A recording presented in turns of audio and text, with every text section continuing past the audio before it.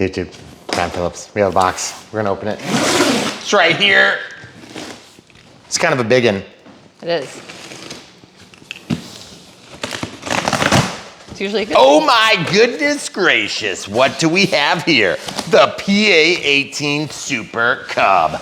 Oh yeah, from FMS. So guys, you may have noticed that FMS started putting reflex receivers in their planes, and we are going to be talking about that a little bit today. We have been talking about that for a while, and you may go back, and if you see an old video of an FMS plane that didn't have any reflex stabilizer installed in it, there's a good chance that the new V3 or V2 does. So just keep that in mind as you're making decisions, and my apologies for any confusion that might cause. This was prior to the V3s. I ripped my box. Hate it when I do that. I have to tip that one out. So we are gonna talk about that just a little bit more when we get this thing slipped out of the package and we start talking about our radio choices for today, transmitter and receiver choices. Okay, so we've got it out of the box. Oh yeah, 1700 millimeters of pure delight. This thing looks really good. It's got a really thick tail, so that should help with, you know, strength and everything. It looks like it's got some spring-loaded landing gear. Obviously it comes with the reflex. The floats are optional. I don't think this one comes with floats. I don't think it does. And as with other FMS aircraft, it is a plug-and-fly finish, which means, or plug-and-play, depending on what manufacturer makes it. This is plug-and-play. And so in that case, you have to provide your own receiver. So as we've been using for the last few years, we're gonna be going with an X8, which is great. And previously, with a V1 version or a V2, some of these are on V3 or more, we were using something like an AR631 or an AR637T or something like this if you had more channels needed. Okay, so this would get you up to 8 channels. And that's really nice, except that they're pretty pricey, given the fact that you don't need the primary expense in there is AS3X and safe. And so if you can eliminate the AS3X and safe because you've already got the reflex doing the auto leveling and stabilization, depending on what setting you have your switch, then you can go with a much cheaper receiver. In fact, today we have an AR620 on order, but it hasn't come in yet. So I'm digging into the chambers of history with an AR610. So we're gonna link to the 620 because that's what, you know, we would recommend on this plane. And we'll talk about that for a minute. This is just, the only difference here is this is the technology one revision before, but it's still DSMX, so it's still gonna do pretty much all the stuff we need, which is not much. So throttle, elevator, rudder in no particular order, ailerons, flaps, and then selection of mode. Okay, so we got 6 channels, so it should work out perfect. But just keep in mind, if you're doing a plane like this that does have flaps and retracts, then that gets you into trouble on a 6-channel receiver. Even an AR620, not a 610, which is the predecessor in this case, the 620 is not gonna give you the full channels that you need because you need throttle, rudder, elevator, ailerons, flaps, and retracts. So keep in mind, then you won't be able to control the stabilizer on, stabilizer off, auto leveling on. Now, that being said, if you're a more advanced pilot and you know you want to have the stabilizer off, first of all, don't use a reflex. Second of all, you could turn the reflex on, or you can turn it to auto leveling and leave it on, but I just don't know for sure how to do that thing.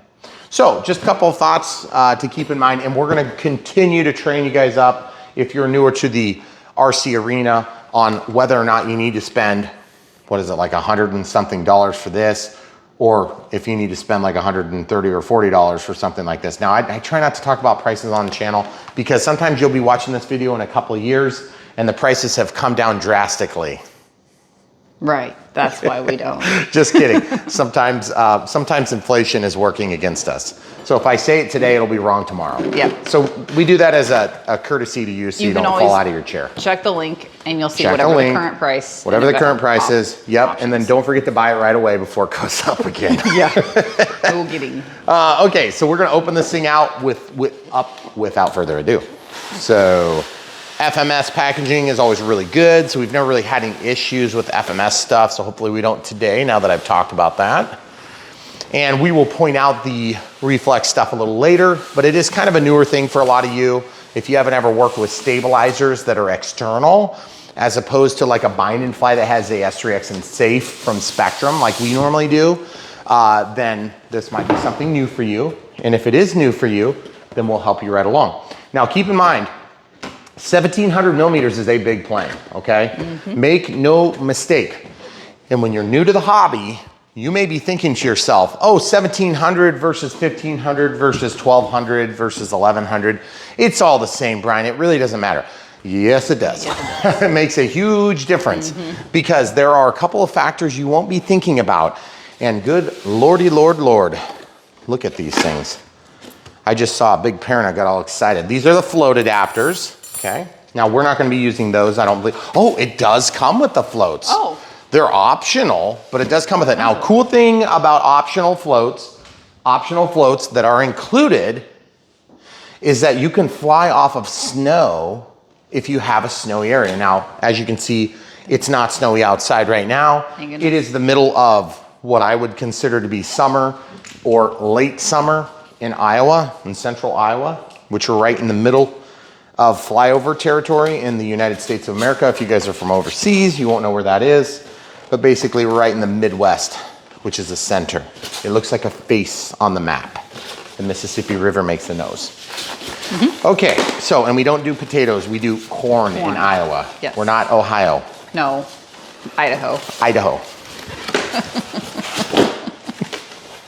Okay, so this type of wing suspension in the packaging always drives me nuts because I can never figure out how to get the wing out. Looks like I gotta go this way. Yeah, because it's tapered like that. So you have to slide it out this way, but then this thing is lifted, so it's interfering with my ability to get it out. Ooh. That is weird. Oh, guys, I apologize. There's another tape spot I can cut. I was gonna say, that's extremely unusual. Yeah. That I would have to slide a wing out. Okay, so looking real quick, we have some vortex generators that are molded in, really nice. Show the people at home what that looks like there, camera crew. Beautiful. Yeah. Big aileron, very long. And then an inboard flap. We love inboard flaps. Big servos on the inboard flap. And serviceability, which is nice, guys. That's something we don't normally see. Ball joints on the linkages. Big, heavy-duty clevises and control horns. That is something that's new. Wow, the shape of that is really nice. I love it because it looks ultra realistic. And what's gonna happen is that's gonna refract the light from the LED that sits way back there into this like omnidirectional glow. And then of course forward facing landing lights that are gonna be on all the time unless you would take some precautionary measures to change that now. Oh yes. Oh, nice. Nice, because this is a big plane. We have 1, 2, 3, 4 wires and you're thinking to yourself, how do you run 2 servos, 1, 2, 3 LEDs with 4 wires? Well, that's because if you think about it, guys, we have transmit, which would be signal rather, then we have ground and we have voltage. So the ground and the voltage signal for flaps and signal for ailerons. The ground and the voltage can already go out and power the lights. So it's a pretty no-brainer sort of thing, electrically speaking. And for years, when these planes were coming out without LEDs, we installed LEDs. So if you're curious on how to do that, you can go back in the treasure trove of old videos from Brian Phillips RC, and you can find literally, I don't want to say hundreds, but you can probably find hundreds of videos where we're tearing something up and adding LEDs. And at the end of that life cycle, if you want to call it, where all of a sudden, like everybody started putting LEDs on everything and we had to stop doing it because there was no reason to do it, I was using the power and ground from the last or the farthest out servo, and I would just chase it out and just basically put my own LEDs at the wingtips. My take on LEDs is that manufacturers are doing a disservice if they don't add LEDs, okay? It's really gonna become required here pretty quick anyway. These are really heavy duty. Those are like huge. They are rock hard not though. squishy at all. Yeah. FMS, if you're listening. Okay, this is what I don't understand. This is what I don't understand. You can stay right there. Okay, so we're gonna bring up one of the off brands that FMS still makes. Chevy. This is supposed to be the Glacier, but we took off the Glacier logo. Squish that thing. You're telling me you can't put that sweet tire on a bird like this? I'm telling you, that's what people are requesting right now because I am one of those humans. So anyway, when we start getting squishy tires like that, oh man, it's gonna be good. I cannot wait for that. But at the same time, you know, in aircraft, we're dealing with different factors like center of gravity. We're dealing with size, shipping, cost, obviously, just like everything else. But I love the way this wheel looks. And it's 6.25. That's big. So if you're thinking about doing something like that, you can stay right there, camera crew. And you decide to go with like a Dubro tire, okay? Yes, I just have this stuff laying around in my kitchen, that's right. Yes. These things are true pneumatic tires. These are quite expensive. But guys, just envision that in a 6.5, it would look literally perfect. And also look how robust everything is. This is super robust, but man, look at that design. There's 2 screws. This is all machined, a little aluminum blocks. Very cool. And then does it splay? It actually does splay. That's nice. And there is gonna be springs in here. So I'm super excited to see that. Similar to some of the other competitive offerings that have spring-loaded suspensions. Of course, you always want to have a fair amount of spring loading in your landing gear so that you can splay out the wheels a little bit when you land. Okay, so this unbox is taking forever, as usual. I was gonna, keep going. You got excited about your pair there. So I do. If people are looking for an LED video, you need to find a video that's like pre-2017. Oh my goodness. Wow. Trust me, I've been looking a long at them. time. So you have to go back a couple of years if you're looking for LEDs. Yes, and basically what happened was a lot of the manufacturers started installing them, and it was like thank God they were listening finally. Yeah. Because LEDs, in my opinion, now we just did a plane just the other day that doesn't have LEDs. That plane I wouldn't probably fly in the light anyway, but a plane like this, you know, I'm gonna be out there flying at sunset because when does it calm down in Iowa? Sunset. Yep. Okay. 2 more stiffening struts, probably for the landing gear. Now, if you're like me and you got hundreds of planes, you'll have, that's probably for the tail feathers. Definitely carbon fiber. Okay. Wing joiner here. That feels like it could be fiberglass. Surprising. We're always surprised by fiberglass wing joiners or wing spars, whichever way you want to call it. And I don't know if there's a difference. If you guys know that there's a difference between a wing joiner and a wing spar, that is quite the nut and bolt sack. Oh man, that's There's a USB cable in there. There's actually the nut and bolt sack is inside of that. Yeah. And then there's a spinner. And by the way, if you guys are wondering what the USB cord is for, the USB cord is to update the firmware on the Reflex stabilizer should it be needed. Now, generally speaking, I've never done it, and I have no intentions of doing it either. But if we have to do it at some point, then we will do it, and we'll share it on Brian Phillips RC, because that's what we do here on the channels. We try to take you guys from where you are in your knowledge base and try to bring you along for the ride. Now, we used to get trouble all the time, and we get a little bit less on this. It's 12.75 prop, so it's 12 inches this way. 7.5 inches of penetration per rotation, I believe, is the way the 7.5 works. So the pitch, the higher the number, the more aggressive it gets. So like this would be like the most aggressive pitch you can have, and it wouldn't make any sense. It's always gonna be twisted, okay? And then that's gonna produce that, well, excuse me, I'm going backward. No, I'm going the right way. Counterclockwise rotation. And then the other thing too is if you're new as a pilot, you'll note that there's some print here. It says 12x75. Ironically enough, all this stuff is made in China. Everything is in metric, except for the props. I don't know why that is. Oh. Yep. Sometimes they mention prop size in, instead of having a fractional value, they'll have a whole number. And then sometimes they are in millimeters. So you really kind of have to do your own best judgment. Can I ask a probably dumb question about props? No, not yet. Listen to that. That feels so weird. It sounds really heavy. Like rubbery. Yeah. Almost like it's, whoa. That's awesome. I hope that means it's gonna last really well. Here. I'm not used to having softer props like that. That's super smart though, especially if you're a beginner. Okay. I'm sorry, ask the nuts. Oh, by the way, I just whipped this out. Not folded. Whoever designed this plane you get a gold star for the day. I hate folded magazine, or not magazines, folded manuals. Yeah. And the manual for the Reflex is in there. I'm sorry, ask your question. Okay, this prop is super squared off on the end, which is not very common. Usually, is there a difference in flight performance? Props have a lot of different design features and sharp edges. Okay, so my understanding of props, and this is just what the little bit I've learned, is that a lot of the power comes from the tip of the prop. That's all I know. Okay. Okay, that's a whole nother video for another day. Whole nother video. Okay, so the other wing looks the same. Good plastic reinforcements at the wing connection point here, and good color match. That's always handy. Now, be honest with you, on foam planes, over time, sometimes that color match will kind of fade or change a little bit, but we don't see a lot of yellowing of foam. That's something I thought we would see a lot of, and we really don't have a lot of it. Now, there can be a little bit of a color change, but I think really the color change is more from like just over time, some of the stuff ages at different rates. And then, by the way, I was just gonna show you how easy that goes together. That's just gonna stick in there, but I don't wanna do it yet. We may need that to be flat for a little while longer. Also, I want to just show you, there is a big carbon fiber, or excuse me, that's not carbon fiber, that's fiberglass. It goes all the way down the length of the wing here. And then they've got that simulated wave. You see that wave? Because this would be a fabric covered wing in real life, okay?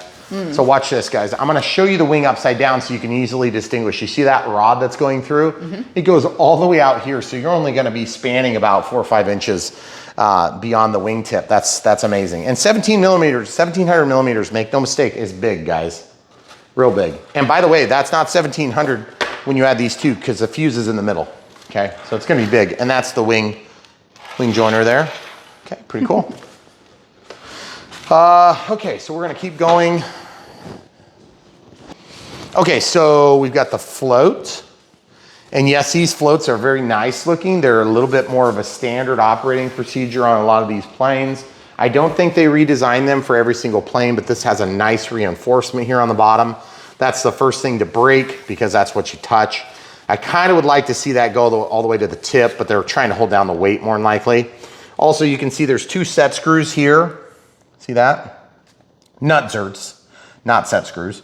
And you're gonna have, your assembly is super easy on these things. You basically just slide these things in here and it goes through to the point where you just bite that flat. And then you have these things go into the opposite side. So it's a really easy assembly process. And then that goes into the bottom of the plane just the same as your landing gear would go. And of course you got, this one back here is gonna go forward. And to be honest with you, we don't often put floats on planes because we just don't have the easy access to water like we did at our last home. And we just wanted to show you that. Now, one recommendation, if you're not gonna fly on floats, I take my floats and I wrap them up in shrink film together with all the toys and goodies that comes with them. And then they're prepared and ready and they're easy to find. And I write on that package, I say PA-18, so that I can go back and find it later on. And that's something that you want to do too, if you're not sure. I mean, if you only got 2 or 3 planes, it's not going to be a hard thing to figure out. But they look so similar. Okay, and the other one I want to get out of here because I want to show you it has a water rudder. You know what? I got to take the horizontal stabilizer out first. Carbon fiber tail. See, connection point there. That's pretty nice. Mechanically connected through the tail, through the elevator itself. Looks pretty sturdy, ball joint there. That's always nice, really thick. That's really thick. I don't know how I feel about the looks of that being so thick, but I definitely like the fact that it's sturdy, and these are very sturdy. They feel robust. Good thing they've supported it, because right after you get past the support, it's really flimsy. But up here, it's just rock solid. So that's really nice. Okay, now that I have that out, the water rudder kind of came into this cavity. So I'm gonna pull this up and out at an angle. Okay, so the water rudder is a servo that goes in here. It's got a linkage that goes back to right here, and it's all sealed up. Like, good luck fixing that if there's a problem.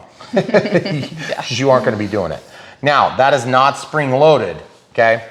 So that is a drawback if you're gonna be flying on grass, because you can do grass ops with floats. It's just it's fun, but especially after it rained, it does work really well.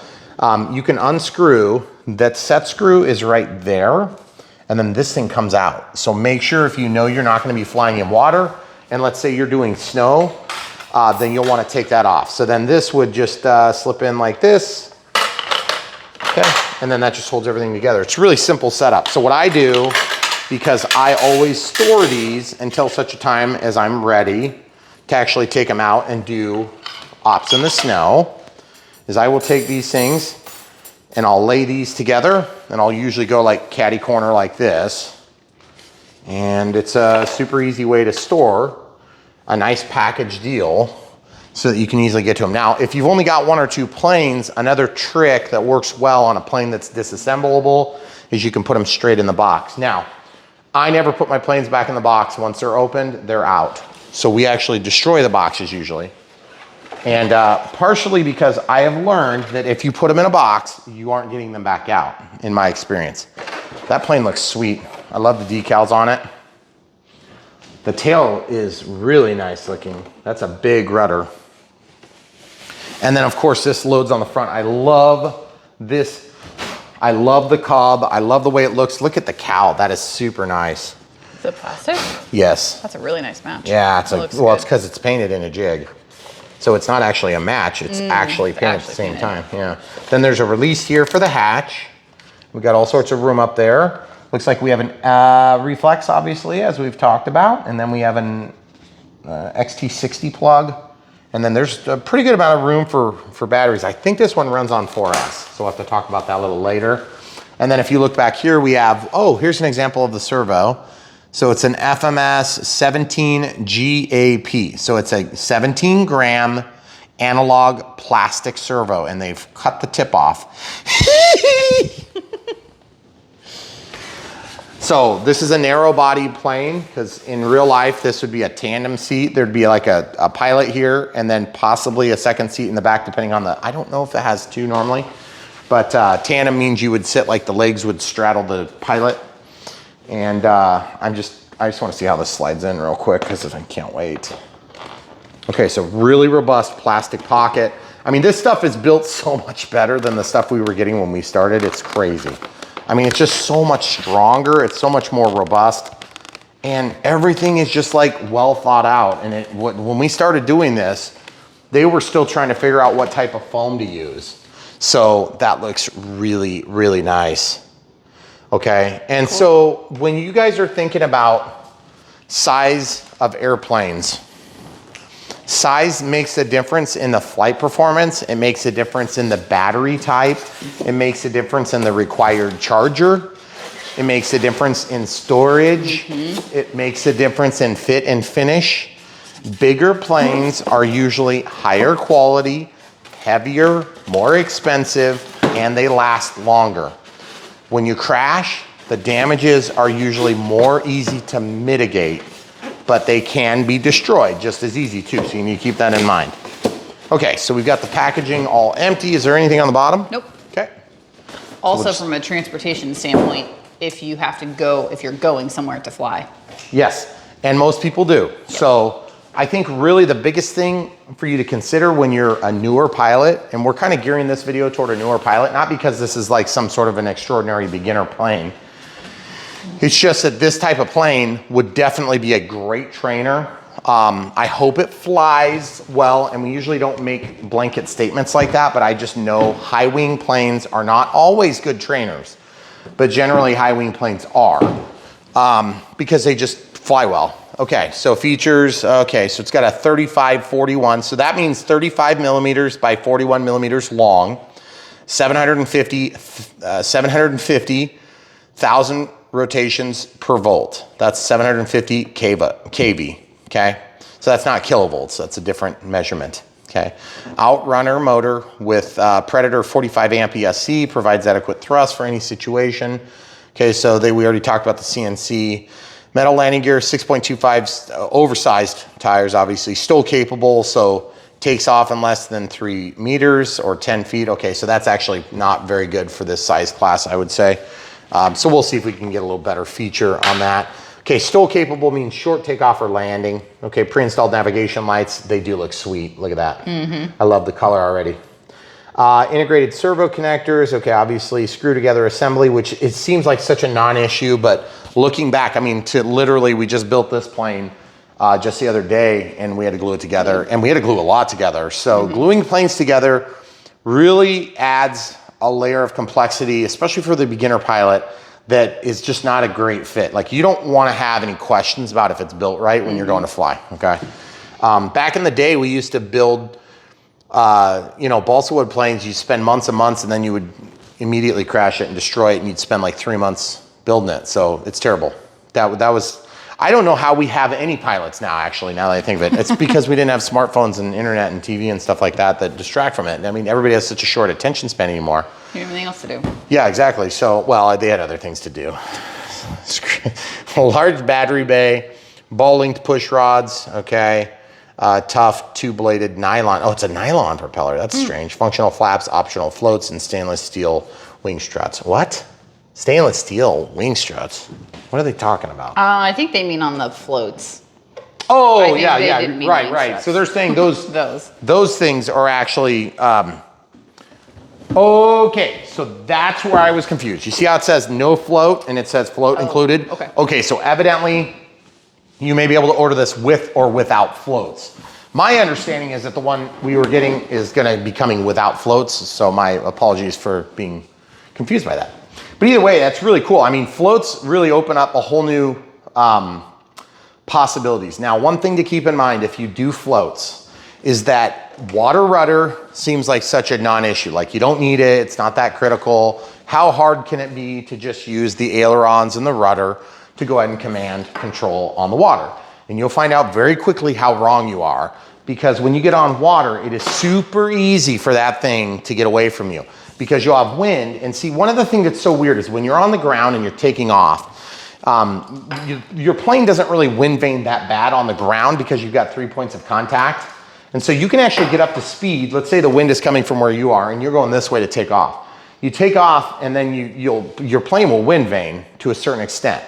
Okay, now when you're on water, you don't take off crosswind at all. You have to take off into the wind, which is, it's just the only option. You don't do a crosswind takeoff on floats. You're too prone to tipping over.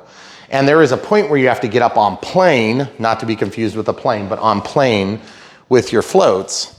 And so if you get up on plane at the wrong time, then you can very easily flip the plane. And once you've flipped, it's very hard to recover them. So you usually want to have a recovery toy boat that can go out and drag it back. Or, you know, you could bring like a fishing, like actually cast out. But then you don't want to use a hook generally. You want to use something heavy so you can cast and then reel it back in. So just a couple of thoughts to keep in mind. I love flying from water, but where we lived before, we had 3 waterways, and we actually flew from pond to pond in a few of the videos. It was super fun. And then across the street, we had a big pond, and it was gorgeous. So at any rate, we can still get there. It's just inconvenient, so we don't do it ever. The assembly on this plane is going to be super easy. Like, I think we should just dig in. What do you think? I think we should get the plane stand out and stuff. And the plane stand? Yeah, get a little more organized. You want to be organized? Yeah. That seems like a lot of work. Okay, so we'll do the plane stand. We'll be right back. Okay, so we've got these little white clippy cover things.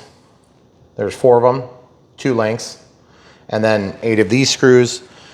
These are going to be used for the landing water apparatus, so they aren't going to get used. These are going to get used for the main landing gear. This is going to get used for the main landing gear. And then we have, it looks like an antenna here. I'm not sure where that's going to go yet, but we're just going to work our way through this, obviously. We did talk about the battery off camera. 2600 is the max they suggest, so they say 2200 through 2600. But the thing is, they do recommend 35C, so this would be just under par for that. I think it's going to be okay in this application. So I'm going to go ahead and wrap my hand around this so I can put this thing on the plane stand. Now, if you guys don't have a plane stand and you're new to the hobby, there's more than one way to skin this cat, and I'm just going to show you that you don't have to use a plane stand, but the plane stand does make it really easy.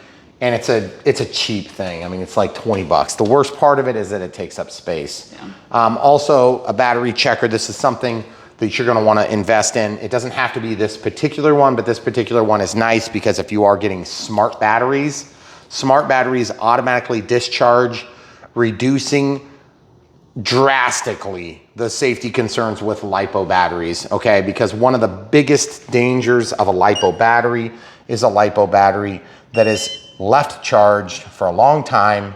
They will eventually start puffing and the chemistry gets screwed up.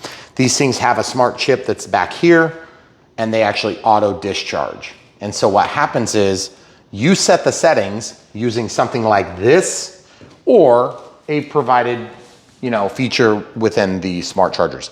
Now these smart chargers are expensive, but the S155 is pretty inexpensive. And since this is a 4S battery, you can use the cheaper charger to get started. This is the S155. It's unplugged at the moment and you can plug in your smart batteries. Now this is a Gen 1 lead or a Gen 1 battery. So it's got a balance lead or a balancing lead. And then it has a discharge lead. And then what's this extra wire for? That's a data lead. Okay, so it carries the data back and forth because there is a lot of stored data in here. There's small integrated circuit that does all the tracking and it's got serial numbers, all that crap in there, which is really handy. Now that being said, when you get up to the Gen 2 packs, you've only got one battery lead and no balance lead. And so you're like, well, how do we balance the cells? And you're like, what do you mean cells, Brian? I don't understand what you mean. Isn't that one cell? No, this is actually, we'll use the one that's gonna go in this plane. This is actually 4 cells in series. That's what 4S stands for. Now, FMS and some of the Chinese manufacturers like to call out battery voltages instead of the cell count. I don't know why they do that. Maybe Megan was thinking it was something about a compatibility issue, but I'm not sure. But this 4S is 4 cells in series. 2200 milliamps speaks to the size of each of those individual cells. They are lined up flat and wide in these. This is called a soft pack as opposed to a hard pack that would be used for like a car or a basher that's likely to damage the LiPo, protects the LiPo. There's some protections built into here, like a big aluminum piece, top and bottom. And then the wafers are very, reasonably thin and then they're soldered together inside. So if you guys are new to technology of late, maybe you're used to having NiCad batteries or lead acid batteries. Yes, they are still used on occasion, but not generally for the motor. They would be used for like a receiver battery. Okay, so getting back to the point, the reason you need this is because you can check the voltages. Now, you can check them with the balance lead like this. You can plug them in, just make sure you get your polarity right. One of the confusing things is that people see a bunch of black lines and then one colored line. That's the most positive. This is the most negative. So what it is there's a pair right here. That's one cell. Then the next one is one cell. Then the next pair is one cell. And then the next pair is one cell. And so these are in series with these, which are in series with this, which is in series with this. And the furthest most lead here is common with this. And the most negative lead is common with the big black lead.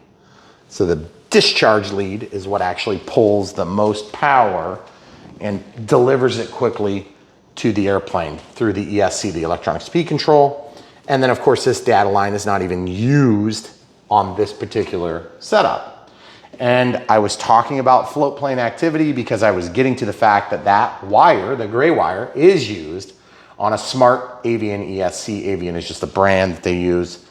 And that would allow you to do thrust reverse, and thrust reverse would require an additional channel or 2, but it's all fed back through the receiver. So in our case, I'm gonna talk about that for a really quick second here.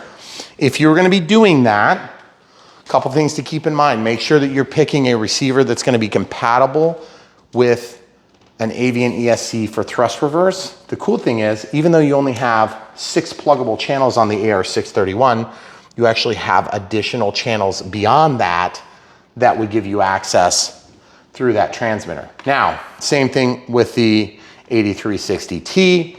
You've actually got additional channels beyond the pluggable 8 channels. Keep that in mind. I'll be using this. We are not going to be adding thrust reverse to this plane at any time, so it's no big deal. If we do, we'll just upgrade the receiver. This is a predecessor to the 620, which is what we're gonna link in this particular video.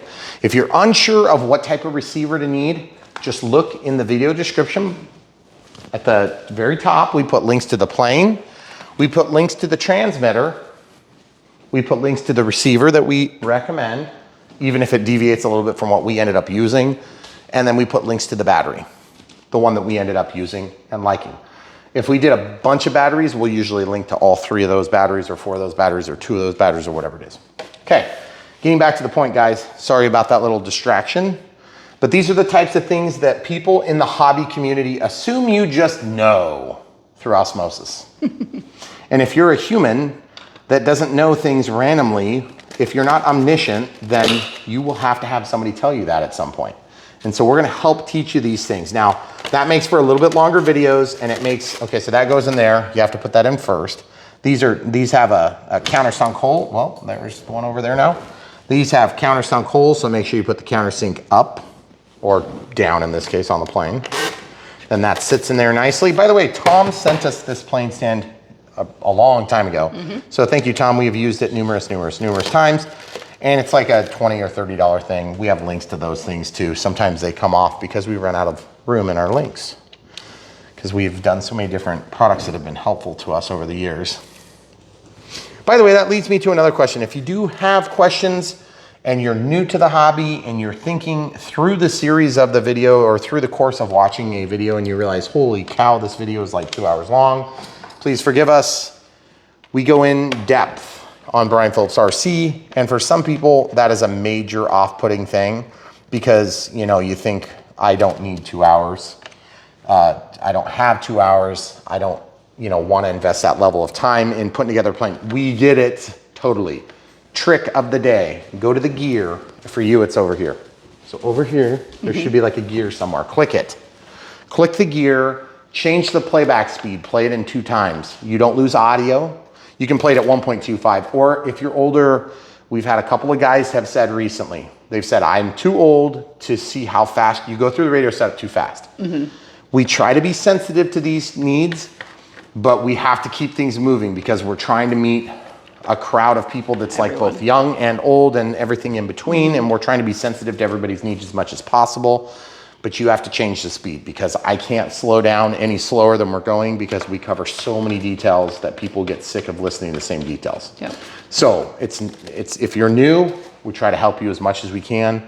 If you've been doing this a long time, you may need to skip over a little bit of it because you've seen it. Yeah. So if you're trying to follow along on radio setup, you can either slow Brian down, or you can just speed up the pause whole at thing. each step. Yep. Pause on the screen, find then it on do yours, it. and then keep going. Yep. Yep. And also, when we do our radio setup, we understand some of you guys are going to be using different radios, different transmitters. And so some of the information we share about the spectrum stuff may not be immediately applicable to you, but we want to share it in such a way that you can translate that easily from the spectrum environment over to your Futaba environment or your OpenTX environment or your, Radio Master, whatever it happens to be.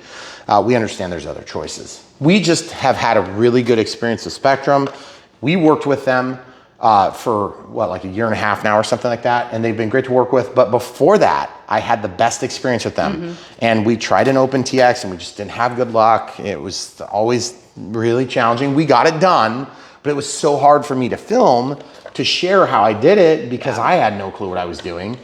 And I just learned, I was like, you know what, maybe this is why people pay 2 to 3 or 4 times as much, because it's a well thought out, it's a nice setup, it's easy to get used to the menus. And the same is true, I'm sure, for Futaba. It just happens to be a little bit backward in certain things. Okay, these springs now. There's 2 springs. Now on springs, sometimes there is a correct way and an incorrect way. I don't think that's the case here. So it's just gonna be like hook it and pull it on. And that is gonna be one heck of a stretch.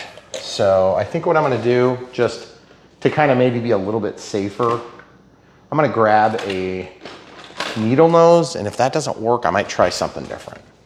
We're just gonna do one at a time. Okay. So I've learned a couple of tricks about doing this through the years, but sometimes it's just brute force. And you'll note that I don't have like safety glasses on or anything. It probably would not be a bad idea. Oh, that's not too bad. That was easy. Okay. I was way making that more than it was gonna be. So if you need safety glasses, that's probably not a terrible idea. Do they say to bend them over at all? Not from what I can read quick over my shoulder. This one just kind of makes me nervous, so I am gonna go ahead and tuck it a little bit, if it'll go. Yeah, I just got a little bit more of a bite. Just pinch that end a little bit more, okay. Okay, so now we've got a little bit more resistance and that cool feature there, which is really neat. So getting back to the point, guys, if you're wanting to watch the videos faster or slower, you know, you're not gonna hurt our feelings. One thing that does hurt us a little bit, if you're curious and you're trying to support us, audience retention is one of the metrics that YouTube uses. And we kind of get killed on that one because it's really hard to keep people watching 3-hour videos. It's just most people don't. I mean, I don't. And yeah, we know that. And so we do this for the new pilots. We do this for the people that are maybe not aware of how to do any of this stuff. And for us, you know, maybe being slightly technical inclined, doing technical stuff for a living and having a lifetime of being technical about stuff, it's been a pretty easy transition. But for a lot of you, you may not be that way. Maybe you work an office job and you're not real handy, or maybe you are. But we try to cater to a wide audience. So if you think we're covering too many details, just understand there's some guy that doesn't know. Yep. Or if we're covering too many or not enough details, there's some guy that's screaming, hurry up, Brian. So we're trying to strike the balance. We appreciate you guys working with us. Okay, so this says L for left. Okay, so remember, left is always like if you're the pilot and you're sitting and you're facing out the windshield and you've got the stick and or the yoke, then this would be the left. Okay, that's my right hand, that's my left hand. Okay, so it's super easy to do that. And looks like that's gonna go right there. So I think we're okay I think we need to clip this. So let's clip it. Okay. Now those clip there and there. Now I gotta be honest, I don't like this style and I'm gonna tell you why. Even though that was really easy and I love that, I have had planes that have crashed and broke those. And then it's really tough to fix that. But it's not a big deal. Okay, so we're just pushing this on. Did you show the people a side view so they can see how easy it is to slide this over those pins? There's like nothing to it. Literally, that's it. So the wing strut is, I have this installed on the other wing right now, but you see how that wing's drooping? Mm-hmm. Don't worry, this is gonna actually bear most of the load. Okay, see how that holds it? Because I was noticing that this was gapping pretty bad. That's not gonna gap because you're gonna have it all screwed tight. And the cool thing is about the modern airplanes that we're building now on the radio controlled airplane side is that everything is designed in such a way that it just really works nicely. And make no mistake, there is a lot of engineering that goes into these planes and it shows. If you buy the cheap ones that don't have any engineering, guess what? Somebody is engineering it and it's gonna be you. Yeah. So we have learned from much experience.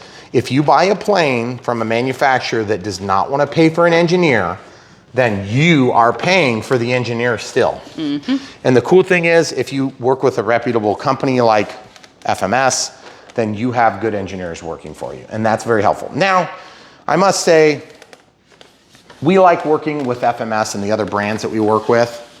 There are times they get a little tone deaf to listening to our customers, or you guys, us, everybody.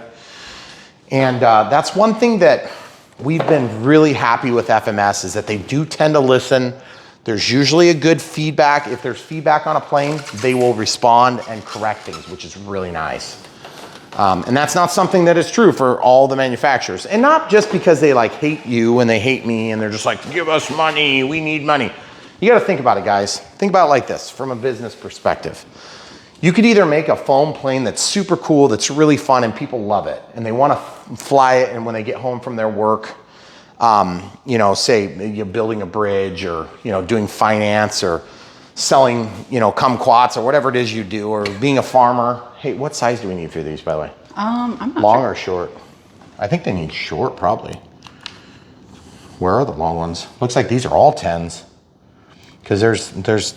Where are the long ones from? Wait, oh, here, wings, 16. Oh, they are longs, yep, okay. They are the longs. But what I was getting at there, my point was, you gotta admit, of all the things you could do to make money in this world, okay? Making foam airplanes is probably not the easiest thing you could do.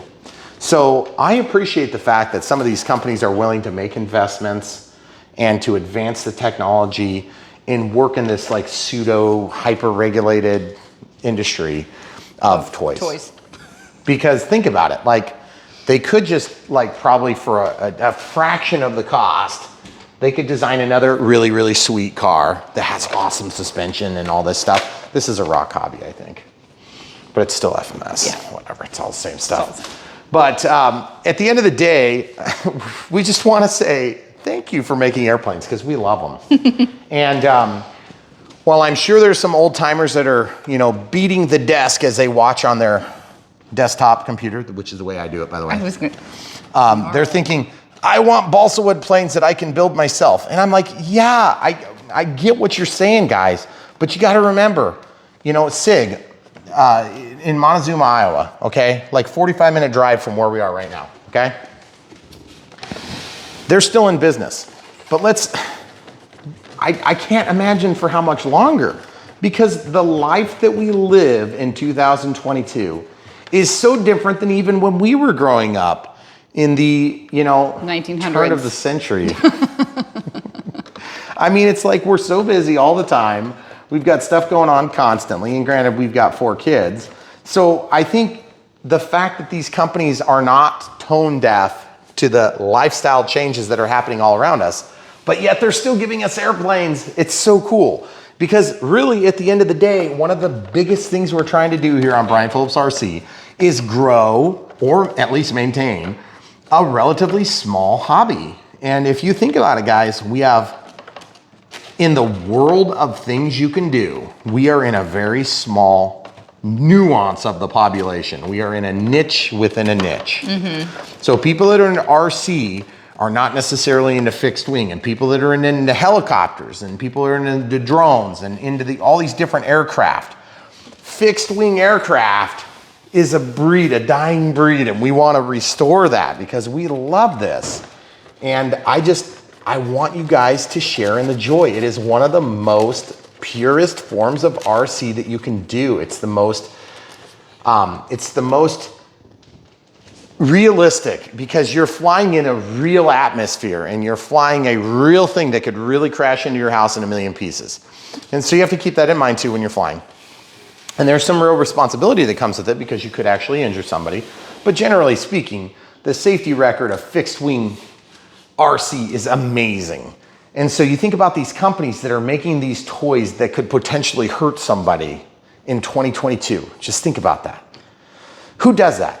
I mean, you could just make urinal cakes. That's the one I always go back to. I don't know. She doesn't even get it. So my wife is like, what is a urinal cake? Most of our audience gets it. I know. You pee onto it, and then it just makes it smell better in the urinal. I don't need to know. This is why FMS wants to work with Brian Phillips RC. They're like, Brian, make sure you mention urinal cakes at least 4 times in your video. So if that doesn't tell you that they don't own us, I don't know what does. So yeah, Rich, eat your heart out. We love FMS too. Hopefully he'll get that. I'm sure he's not watching this video. But that's okay. We love doing this stuff. We understand that there's a lot of really complicated issues going on, you know, in the world today. And so we are just really happy that these companies are still pumping out good product. And with all the supply chain hiccups and things that we've been dealing with, and of course inflation has not been good to the RC community, but it also hasn't been good to like every other aspect of the world. Yeah. So strange when you print, you know, like a few $1 trillion. That doesn't work? I went the wrong way. That's upside down. Guys, I haven't done that for a long time. I apologize. That was upside down. I was like, why do I see this? Oh. This is the telltale sign. Mm-hmm. That little mold should go down. Should not, yep. So we're gonna slide it in from the other side. It is weird because it's omnidirectional. It'll go either way. So kudos to all the manufacturers that are still making the stuff that I love, because we love bringing it to you here on Brian Phillips RC. And if we can improve the world of RC by just expanding it a little bit, it's gonna make it better for everybody. Just think about it. If you have a marketplace that has 50% larger market, that is good for everybody, because that means it drives down the cost of everything. By the way, don't forget that, guys. Every little bit helps. And it increases the profitability for the companies that are really putting their you know what on the line to make us these things. You know, you can absorb more risk if you have a bigger pool of customers to draw from. So it's actually a really good, it's a win-win for everybody. And you have to think about it in your family. So you used to build planes with your grandpa, or your grandpa would build planes, and then he did and then I would help balsa, put the electronics in it. He's passed now. Yep. And your dad has flown a little bit, but your dad is also in full scale. Well, he's flown. He had a plane when I was a kid. Yeah, when you were a kid. He had an eaglet. Yeah. And then you fly, Actually, and our boys are learning to fly. So it's a 4-generation. Like, how many other hobbies do you look at in families and think that all 4 generations can enjoy something together? And how many full-scale pilots in the world, which there's not many, that have not done radio-controlled airplanes? I'm telling you, it is a huge thing. And so for the FAA to be so, like, unlike the radio-controlled aircraft industry like FMS, for them to be so tone deaf to the fact that we have a huge pilot shortage that we are literally facing right now. So when you go to get on your plane here on Memorial Day weekend here in a weekend or something like that, Labor Day, sorry, wrong. Labor Day. When you go to get on the airplane and there's nobody there to fly you, just thank the FAA. Yep, thank Pete Buttigieg. Yeah, he's a pretty useless human.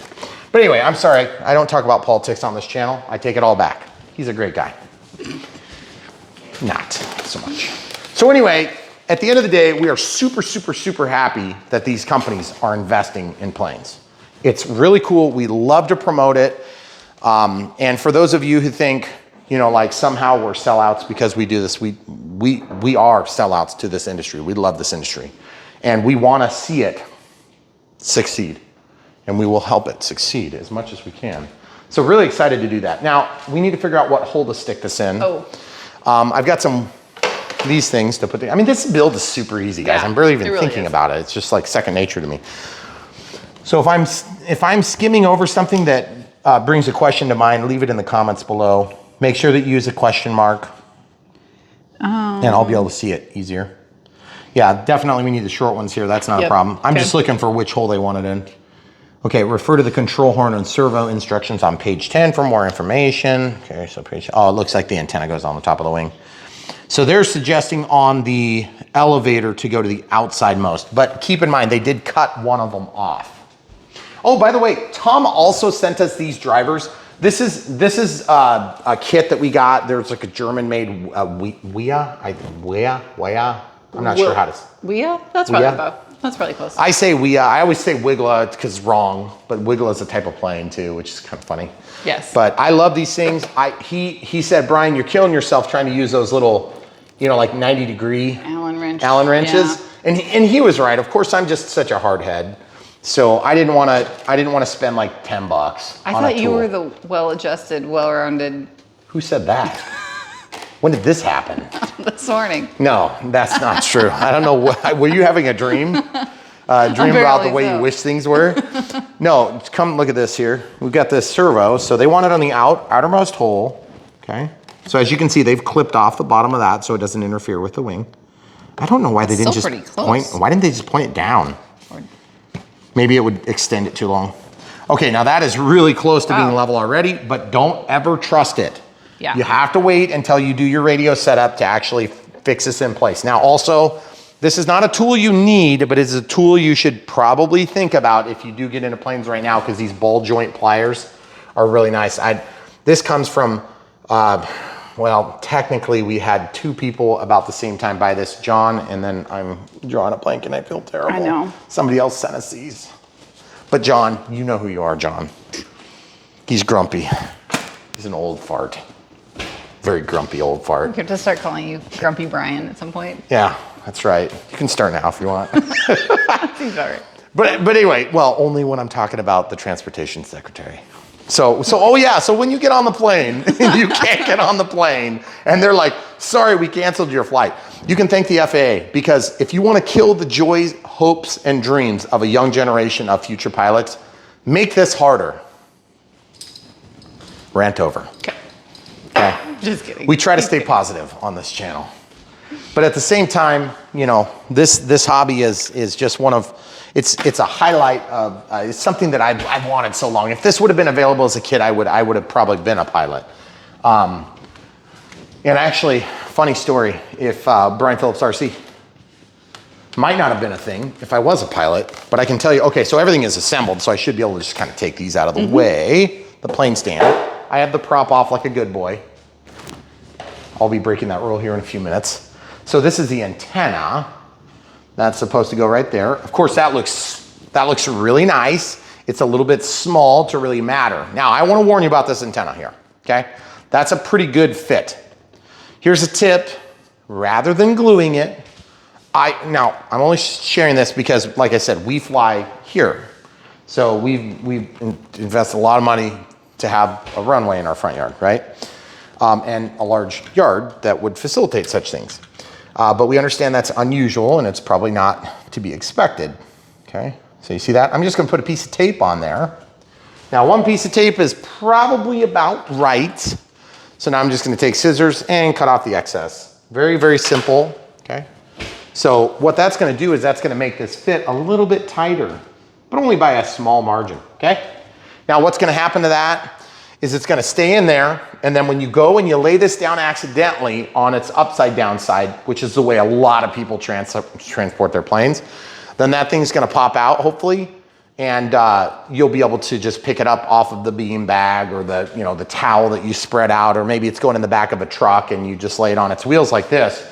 But remember, if you transport this in a truck, in the bed of a truck, you need to be really careful because many times the planes roll around like crazy. So you have to chock the wheels. So in that case, you might want a sandbag or something like that that you can chock the wheels. And you have to kind of seriously chock them because they will bounce around like crazy in the bed of a truck. Especially if you have a truck that's not got a lot of weight in the back. I don't have that problem, of course. So, all right, prop. This is the nylon prop. It's big. Once you put the prop on here, every plane has a little bit different setup for installing a prop. And so you're gonna find out really quick. As soon as you think you've figured it out, there'll be a different one for the next. I love the way this plane looks, by the way. It looks just like a Sport Cub.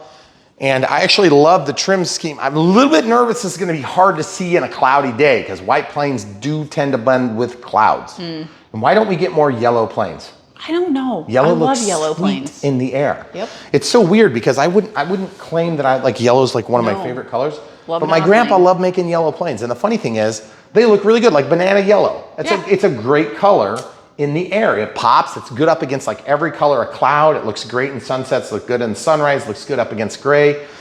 Okay, so let's show the people at home what we're talking about. This is a really easy to install prop. It's got that little hex drive on it.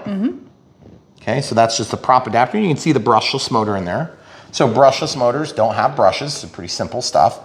Now, I don't know how that's gonna work because that does not fit. So there is a prop adapter on this and a spinner, okay? So in this case, I didn't realize there was a spinner. Sorry, guys. So this goes onto there and you'll look, it's kind of a similar setup. Okay, so this goes on here. It keys on in this case. Many times it's just a friction fit. And look how tight that tolerance really is. nice. Guys, we weren't getting that just a few short years ago, okay? I mean, you might have gotten it, but generally not.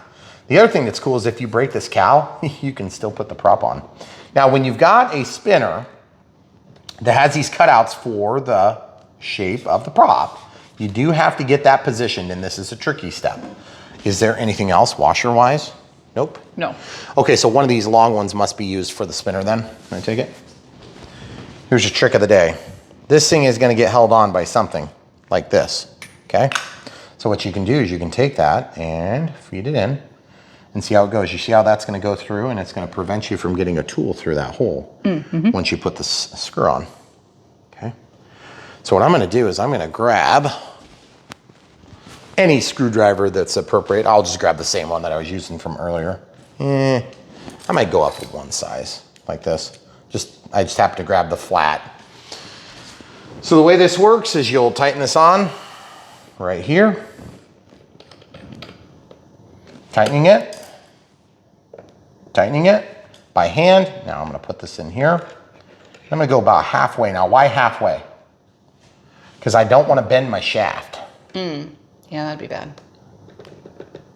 You're like, but Brian, you might cut yourself with that prop. Yes, that's true, I might.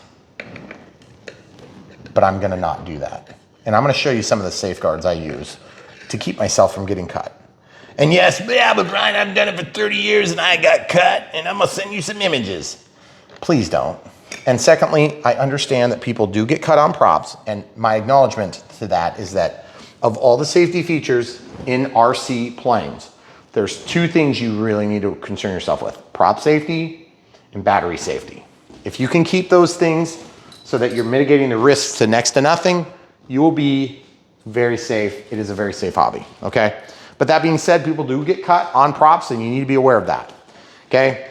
So we'll just talk out loud about what we're doing when we're doing it. I am thinking maybe we need the short one. I do not see it in the... Okay, well, let's just see if this goes. Ooh, you know what? It's going, it worked. It does say the long? short one. No. Oh, it does? Yes.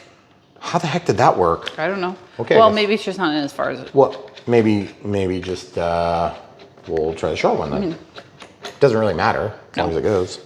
And then we would have one extra of each, which would make sense on an FMS Yeah, plane. historically the FMS brand has given us spares. So we have one short one. Yeah. Oops, and one Here, long let's show one people this working. Okay. Okay. This spinner is high quality. It looks nice. I kind of wish it was matte Yeah. because it would have looked really cool. But at the same time, you know, Looks good. either matte or chrome. But man, that is a cool looking plane actually. We had mixed signals. I feel like the artwork on this one kind of shows it as an unflattering angle.